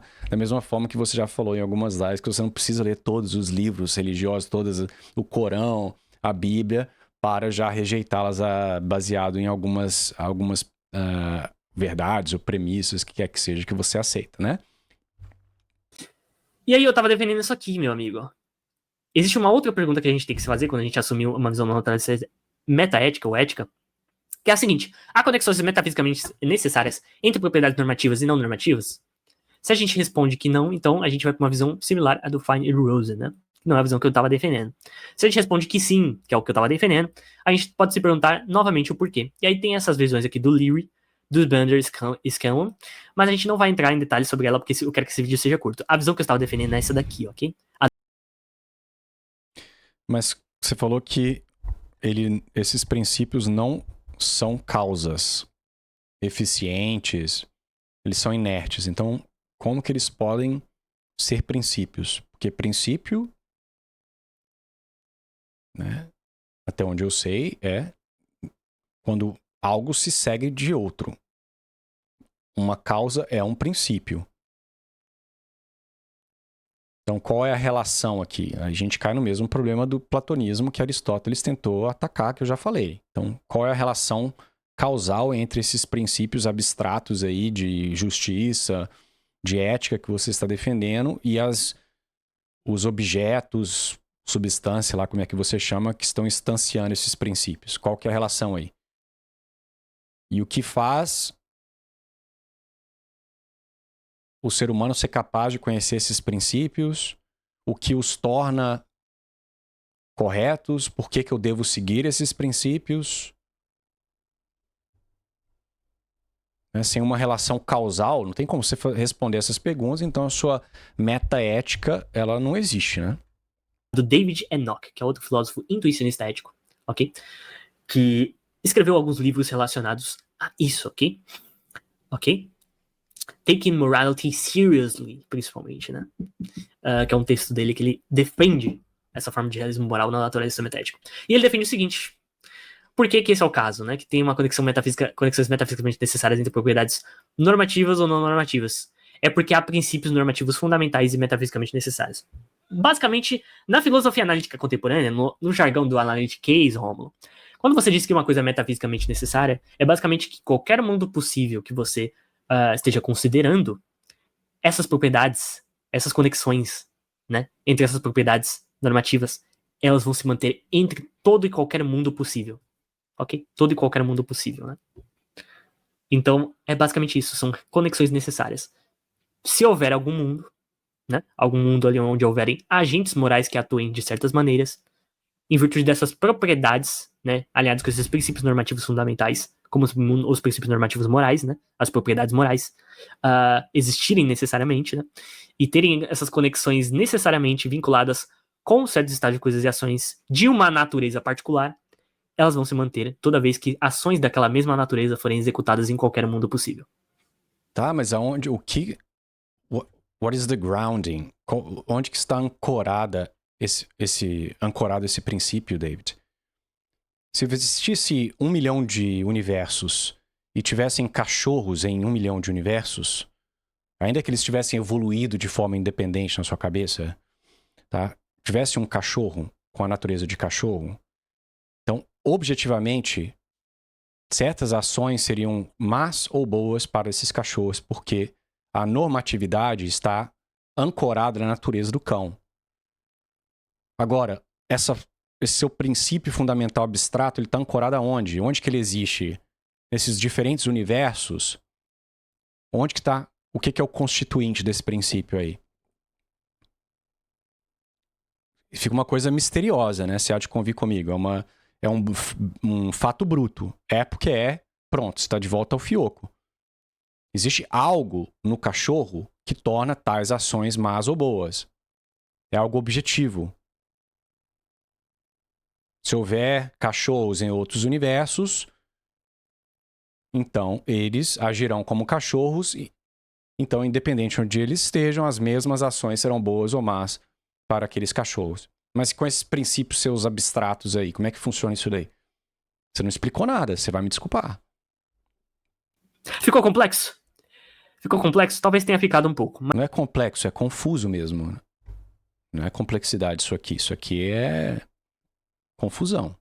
Mas é um linguajar da filosofia analítica contemporânea, né? Um linguajar em termos de semântica de mundos possíveis. Recomendo que você leia alguns autores, dentre eles o Alvin Plantinga, para se familiarizar melhor com isso, se você não está tão familiarizado, ok? Plantinga que é um autor cristão, inclusive, protestante, ok? E muito importante na filosofia analítica contemporânea, ok? Então, basicamente isso, a visão que eu estava defendendo é essa daqui, ok? Estava defendendo o não naturalismo metaético, no âmbito do realismo moral não naturalista metaético, e eu estava defendendo que a conexão entre esses princípios morais, nessas propriedades morais, e certas ações e estados de coisa é uma conexão metafisicamente necessária. Ou seja, toda vez que você tiver uma ação daquela natureza particular, ela vai instanciar aquela característica que vai tornar ela boa ou ruim.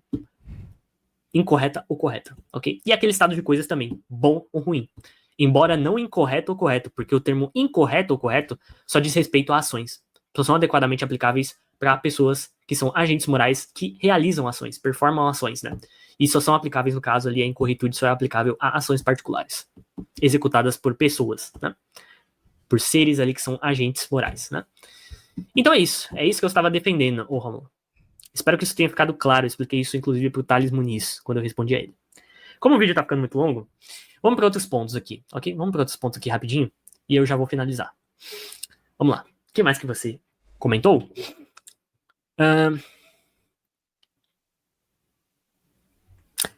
Você, no caso ali, questionou, né? Por volta da minutagem 1, de 1 hora, 14 minutos e 42 segundos, você questionou, no caso, a minha abordagem que eu adotei com o Guilherme Freire, né? Que eu, enfim, não deixei ele esclarecer a visão dele, né? Que, no caso, o fato do Guilherme Freire estar me tratando, no caso, como se eu não soubesse o básico do aristotelismo, né? Fez eu ficar meio frustrado e coisa e tal, por isso que eu quis interromper. Mais ou menos por aí, né? Mas, assim, tem um problema que eu tive com o Freire, que é o seguinte, eu comecei a notar que ele tava tagarelando demais ao longo das exposições dele, né? Com outros participantes. Ele tava tagarelando demais e tomando o tempo das pessoas. E eu achei, né? E pelo menos eu interpretei isso como uma estratégia retórica para gastar tempo e sair por cima, né? Sair bem, né? Então ele tagarelava bastante, se aproveitava da boa vontade das pessoas que estavam ali, né? Na minha ótica. Para poder torrar o tempo ali e sair por cima. Né? E aí eu resolvi adotar uma estratégia um pouco mais ofensiva, um pouco mais interruptora, né? De favorecer uma interrupção ali mais constante, né? Uma interrupção ali constante, né? De maneira mais constante. E aí o que acontece? Eu adotei essa abordagem, eu não me arrependo de ter adotado ela, até porque, no caso, quando você tá ali na frente, o tempo voa, amigo. Esse tempo aí que vocês estavam vendo aí, voou. Se eu tivesse deixado ele falar muito mais, provavelmente eu não teria conseguido falar nem metade do que eu queria falar. Então, foi bem as minhas interrupções. A única coisa que eu me arrependo, e aqui eu deixo bem claro, tá? Inclusive, vou realizar um vídeo de desculpas, né? Provavelmente, quando esse vídeo lançar, já vai ter o vídeo de pedido de desculpas pro Guilherme Freire. Eu prometi pra ele no off, né? A gente conversou no off e tudo mais, que eu iria pedir desculpas pela minha acusação dele não ter lido o Feezer. Porque eu achei que foi inadequada a acusação que eu fiz da maneira como eu fiz. Ok? Eu poderia, inclusive, ter qualificado melhor a minha acusação. E aí seria menos problemática. É o seguinte, eu poderia ter dito que ele só leu um único livro do Feezer, que é justamente o mais panfletário de todos, que é o A Última Superstição, uma refutação ao neoteísmo, do Edward Feezer. Que, inclusive, eu acho que é o único que você deve ter lido, né, Romo? Provavelmente. Pelo que eu já vi das coisas que você já comentou no seu canal, né? Pelo que eu me lembro, já vi você comentando sobre algumas coisas assim. Não, Eu li alguns livros do Edward Feser, inclusive se você for na biblioteca de Oxford, no St. Catherine's College, e você buscar pelas 5 provas da existência de Deus, aquele livro está lá na biblioteca porque eu sugeri a compra, tá? Porque eu trabalhava na biblioteca para tirar um dinheiro extra e eu acabava lendo os livros que estavam ali à disposição e eu sempre escolhia os turnos noturnos porque tinham menos alunos, então eu ficava das 7 ou 8 da noite até meia-noite, fechava a biblioteca, porque aí eu podia ou trabalhar na minha tese ou ler a filosofia, que era o que estava me motivando na época, que eu ainda era inclusive ateu. Então eu li alguns livros do Edward Feser, tem uns mais técnicos. Sinceramente, eu não vou lembrar o nome. Eu posso... já que eu não estou ao vivo, vou dar uma pausa só para não ficar, né, uma coisa meio especulativa. Ele não tem tantos livros assim, né? Mas eu li Scholastic Metaphysics, A Contemporary Introduction.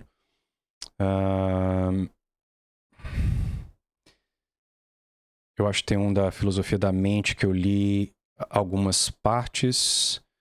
O Five Proofs of the Existence of God. Como eu disse, o livro está lá na biblioteca por causa da minha sugestão. O Aristotle's Revenge eu não li porque eu inclusive conversei com ele pessoalmente sobre esse livro. Eu sabia que ele estava defendendo o evolucionismo nesse livro, ao menos dizendo que era compatível. Ele me mandou ler, mas eu fui olhar o preço, era 50 libras. Eu falei, eu não vou pagar isso, você vai me desculpar, para ver eu já estava meio decepcionado com ele de qualquer forma. Ele não tem tantos livros assim, David. Então, não sei quais que você leu. Talvez você tenha lido Aristotle's Revenge, que também é para público leigo, ao meu ver. Tirando isso, tem alguns aqui que são mais teológicos. Tem o New Scholastic Essays. E meio que é isso, né? Ele não é um ator prolífico. Então, eu li outros livros do Feser, tá? E quanto a sua postura com o Freire, eu critiquei o Freire durante a live. Eu não fiquei só porque ele é católico, eu passo a mão nas coisas que ele faz, né? Eu critiquei a forma com que ele estava te tratando como se fosse um idiota que não sabia de nada. E eu sempre disse que eu absolutamente detesto esses formatos, primeiro de debate de maneira geral. Por isso que você falou, chama não sei quem para debate. Eu odeio debate, eu acho um formato horrível. Eu acho que a pessoa deveria ter o tempo, obviamente, uma coisa usando bom senso, mas ela deveria ter o tempo necessário para expor a sua ideia de forma contundente, se você realmente está buscando a verdade, que ideias sejam discutidas e que alguma conclusão possa ser alcançada, né? Se for só para 2 plateias que já defendem um ou outro lado ficarem dando torcida igual futebol para 2 pessoas ficarem se batendo em 5 minutos e ver quem ganhou a partida, então debate funciona. Eu detesto.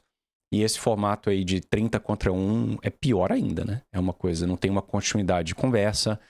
Então, eu não te julgo pela sua forma de agir, não. Eu acho que é um problema inerente a esse formato. Ok? Você ter lido esse livro do Feser em particular, e eu suspeito que você não leu os outros. O Five Proofs também eu suspeito, posso estar errado, que você não leu ele também. Mas, ok. E eu disse que isso é uma vergonha, né, no off pro Freire, que mesmo assim ainda continua sendo uma vergonha um professor de filosofia como ele, né, uma pessoa que se coloca como professor de filosofia, não ter lido as principais obras desse autor. Que não são muitas, tá? Não são muitas. Pra você saber sobre Feser, assim, e ler bastante coisa dele, não precisa ser um super hiper especialista nele, que tem algo que parecia que ele estava exigindo, né? Então, é isso, né? Então, pra gente não se delongar muito aqui, já tá com uns 29 minutos, eu quero manter no máximo 35 minutos.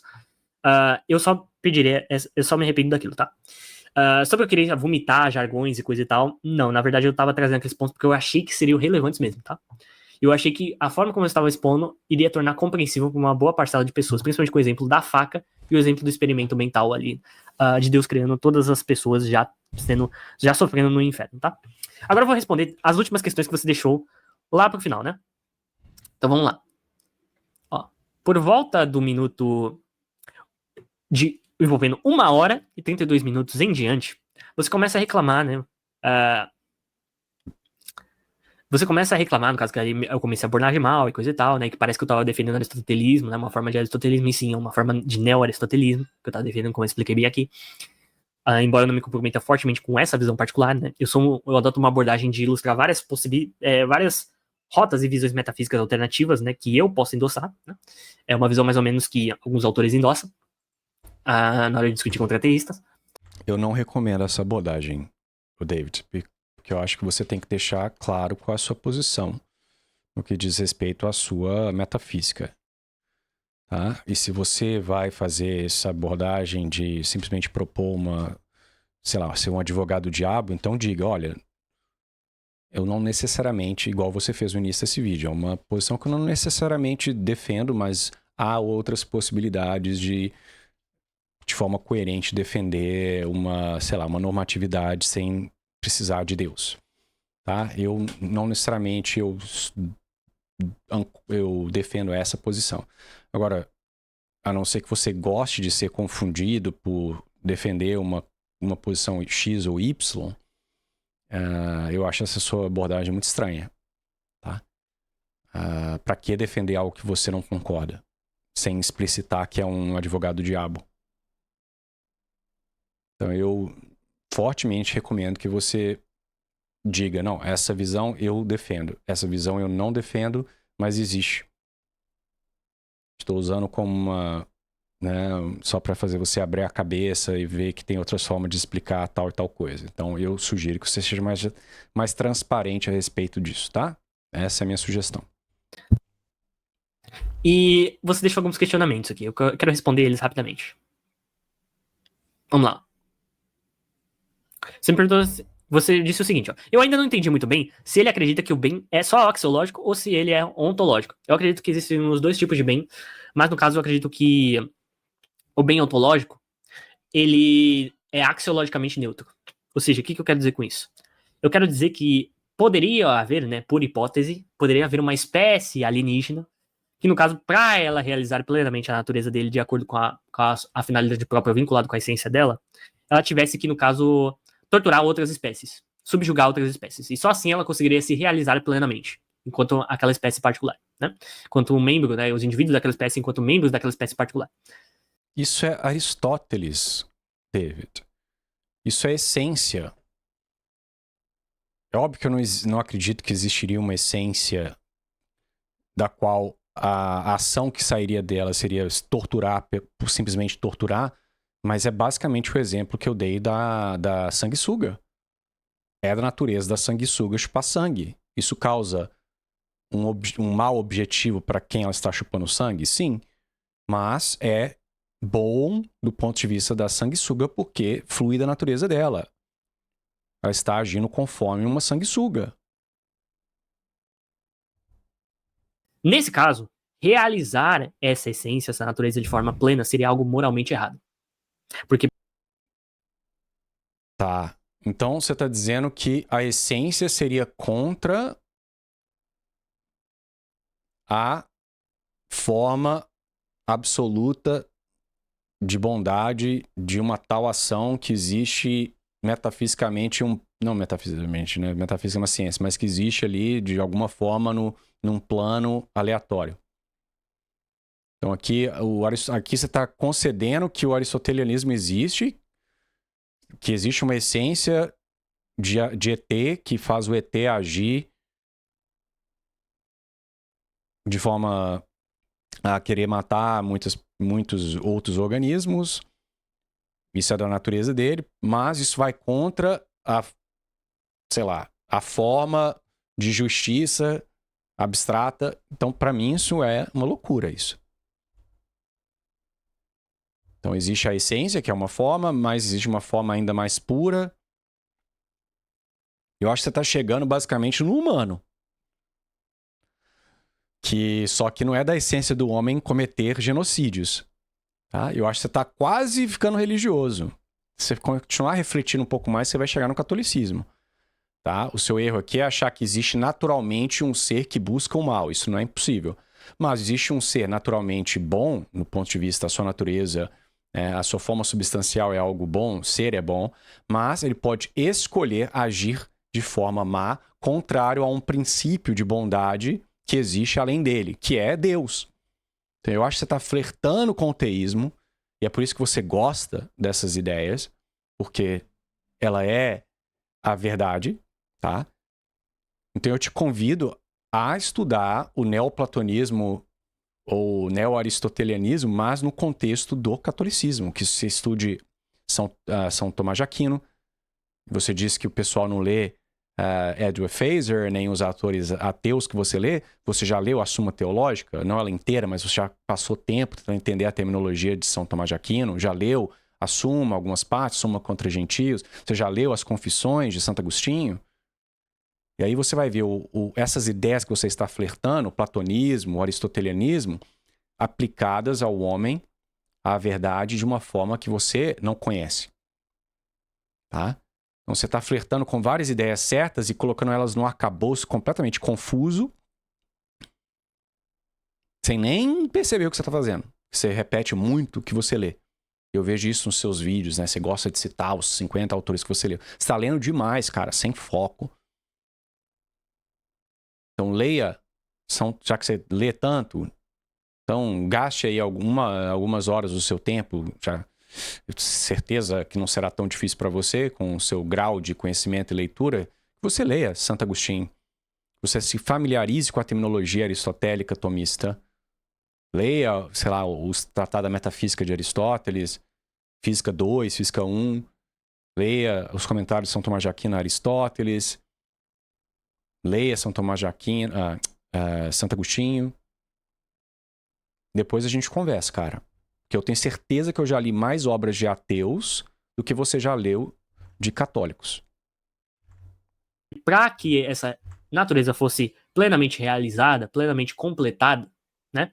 Para que esse ser vivo, né? Esses seres vivos dessa espécie, né? Esses indivíduos dessa espécie, né? Ali específica, eles fossem plenamente realizados de acordo com a natureza própria deles, eles têm que performar ações que importam, instanciam a propriedade ontológica da maldade. Ok? Ou da incorretude nas ações, né? Nesse caso. Nas ações que eles performam para poder realizar plenamente a natureza deles. Então, para eles serem ontologicamente bons, eles teriam que ser axiologicamente ruins. Ok? Não, mas isso é impossível, né? Porque a maldade, ela é uma ausência de ser, né? Então não há uma forma do mal, tá? Então isso não é platônico. Então, a cegueira é uma ausência da visão. Ela é um mal para quem enxerga. Uma pedra, ela não é cega. Ela não vê, mas porque na natureza dela não existe o enxergar. Essa é a diferença. Quando a gente fala uma pedra é cega e um homem é cego, é uma coisa simplesmente análoga, né? A pedra não tem nenhum potencial para ver. Então, nela é simplesmente uma negação. Pedras não enxergam. No homem, é um princípio. É um princípio porque o homem naturalmente enxerga. O homem que não enxerga, ele tem uma privação, que é um princípio. Porque se segue a um papel explanatório aí, causal. Né? Então, essa ausência de visão na pedra, ela é uma negação. A ausência de visão no homem, ela é uma privação. Porque é da natureza do homem enxergar. Mas é uma ausência de ser. Então não tem como ter uma forma de cegueira.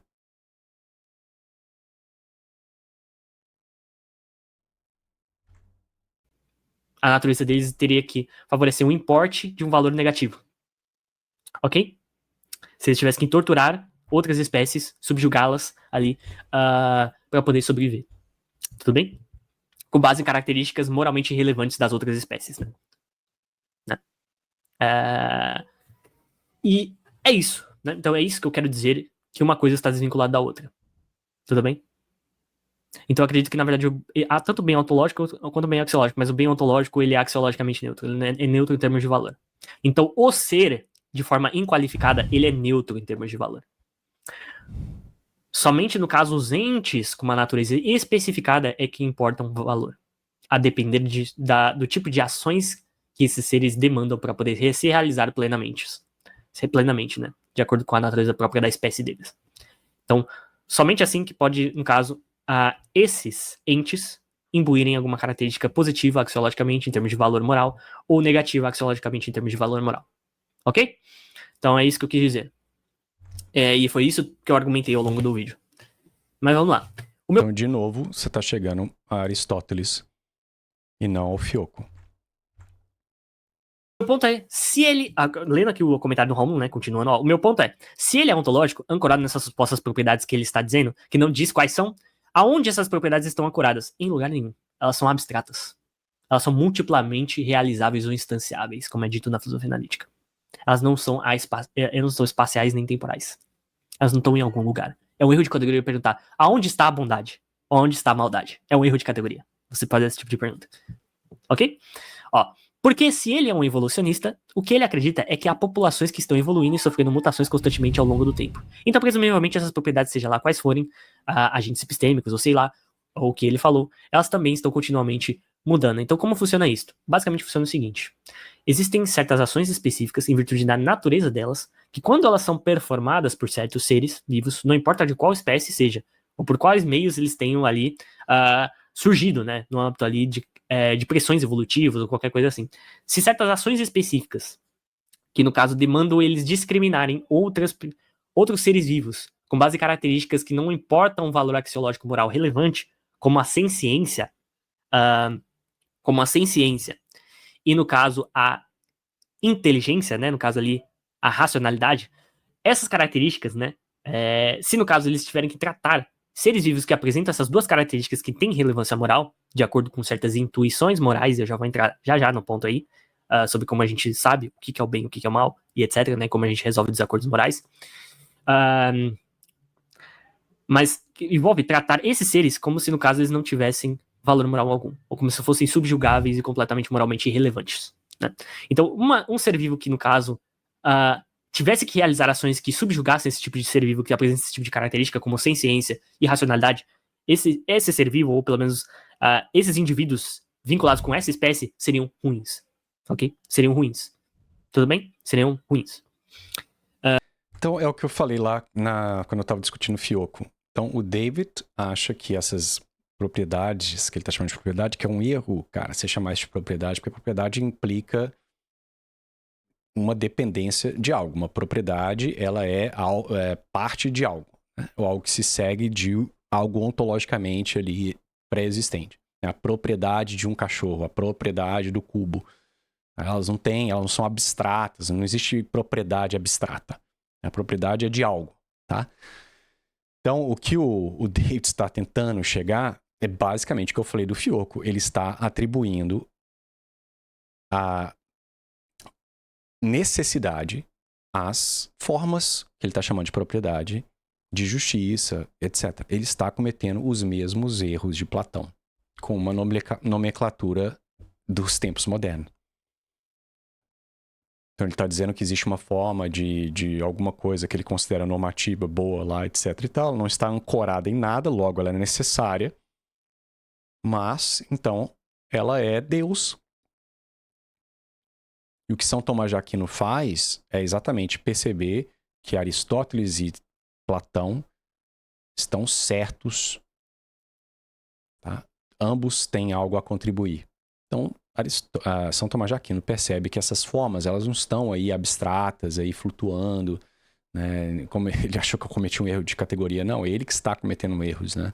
Mas, enfim, elas não estão, sabe-se lá, abstratas, ancoradas em nada, necessárias, sempre são, em qualquer mundo, elas sempre serão, elas são necessárias. Não. Elas são necessárias porque Deus é necessário. A bondade, o ser pleno, ele é necessário. E todas as outras coisas partem desse ser necessário e são análogas a ele. E em Deus, essas formas de justiça, forma de prudência, essas diferentes formas que de acordo com ele são instanciadas nos diferentes organismos ou coisas, o que é que seja, elas são uma só. Deus é a unidade e há uma multiplicidade na criação. Porque, como Deus é infinito, não tem como um único organismo conter toda a atualidade de Deus. Seria como Deus criar um outro, ele mesmo, né? Isso é impossível. Porque nele não falta nada. Para ter dois, para ter número, tem que ter uma distinção entre os dois. Então, o Deus não teria, ele deixaria de ser tudo, né? Não faz sentido, seria uma contradição. Então é necessário uma multiplicidade de criaturas para refletir, por assim dizer, essa infinitude do Criador. Então, eu acho que o David está flertando com ideias muito corretas, só que ele está indo para uma via da filosofia analítica, que é uma baboseira, é uma reinvenção da roda com terminologia péssima, com uma coerência de pensamento baixa. Então, temos que rezar pelo David, porque ele tem potencial para se tornar um católico.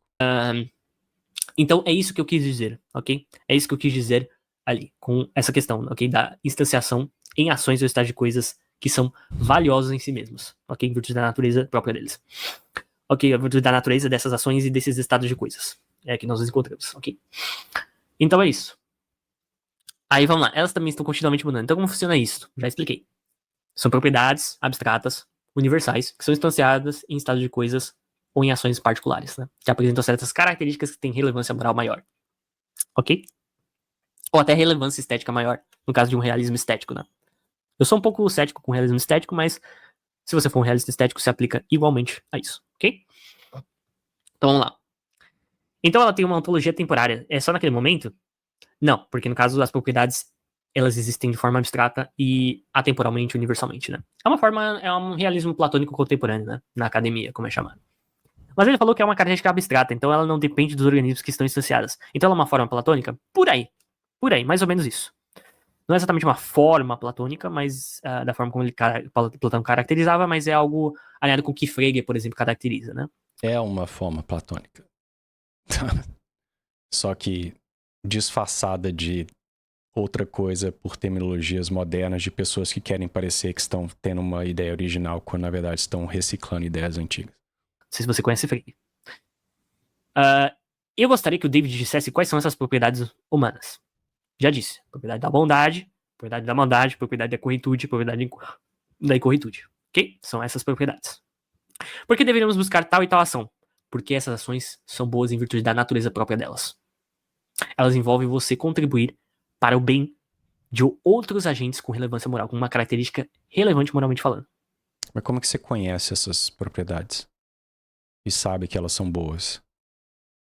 Você acabou... Se elas são absolutamente boas, então isso é independente do que vai causar para os outros. Mas você acabou de dar uma definição meio utilitarista, né?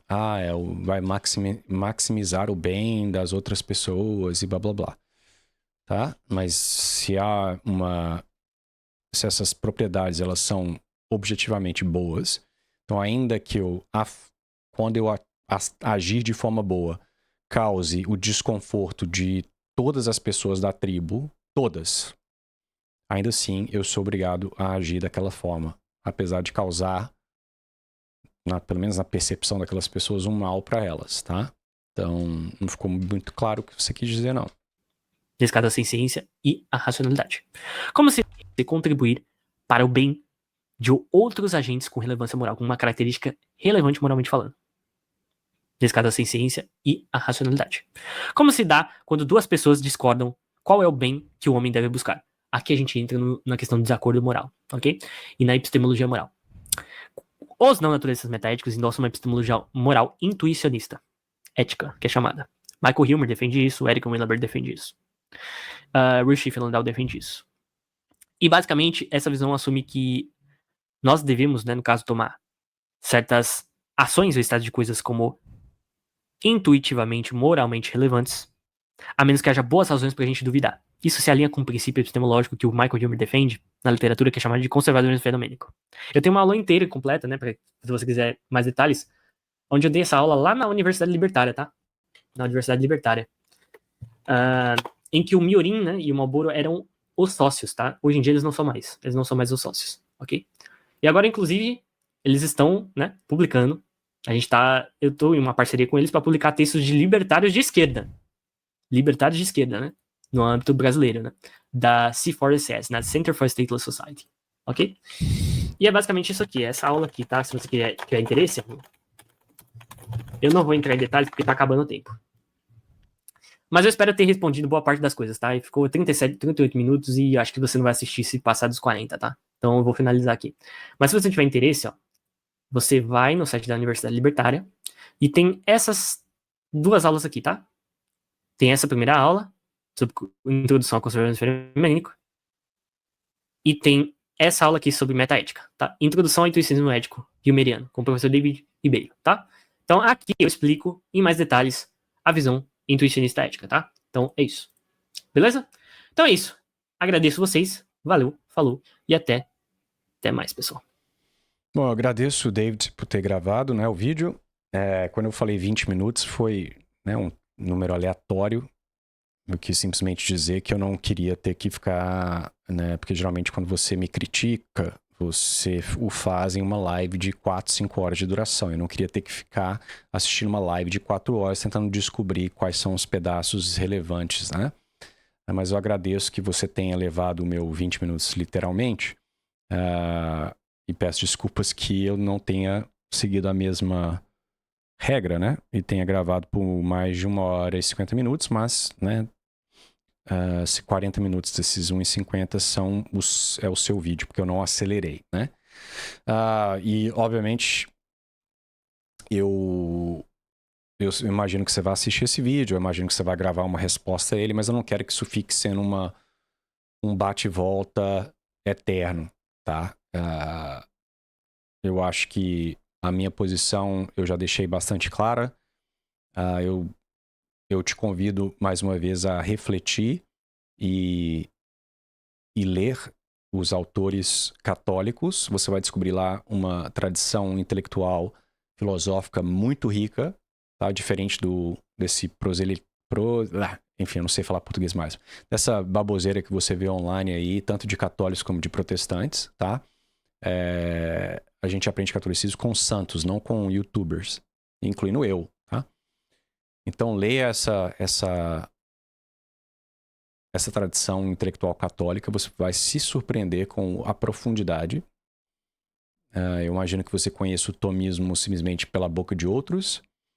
Eu não acho que você possa cair de cabeça no São Tomás de Aquino. Talvez você tenha lido Phaser, você deve conhecer pelo menos a terminologia. Quem sabe você possa até arriscar ler a Suma. Não é uma leitura agradável, como um artigo que tem começo, meio e fim. Você vai lendo assim, uma coisa meio... É bem secão, chato, às vezes. Mas eu recomendo muito. Eu acho que você vai descobrir que você está concordando mais do que você imagina com esses autores, e o que está te faltando são algumas pequenas conexões para você enxergar aí algumas das, ao meu ver, incoerências da sua posição, tá? Mas enfim, eu agradeço a sua iniciativa, eu admiro o fato que você pelo menos reconhece a filosofia como uma ciência que deve ser buscada e que está estudando. É óbvio que nós discordamos no aspecto, né, do teísmo e várias outras coisas, ética, enfim, né, como devemos, normatividade de maneira geral. Mas eu, pelo menos, fico satisfeito que você está buscando esse tipo de conhecimento. E eu sugiro também que você evite, né, porque eu nunca te ataquei diretamente, nunca falei sobre você. Eu critiquei o Gontijo e você várias vezes me chamou de mentiroso, várias vezes você me chamou de burro, de manipulador, etc. Né? Então eu sugiro que você reveja a sua postura, tá? Ainda que você, comparado com os ateus que estão aí na internet, que me atacam praticamente toda semana, você ainda está entre os mais educados, mas você ainda assim me acusou de várias coisas, me difamou várias vezes, sendo que eu nunca publicamente o ataquei, né?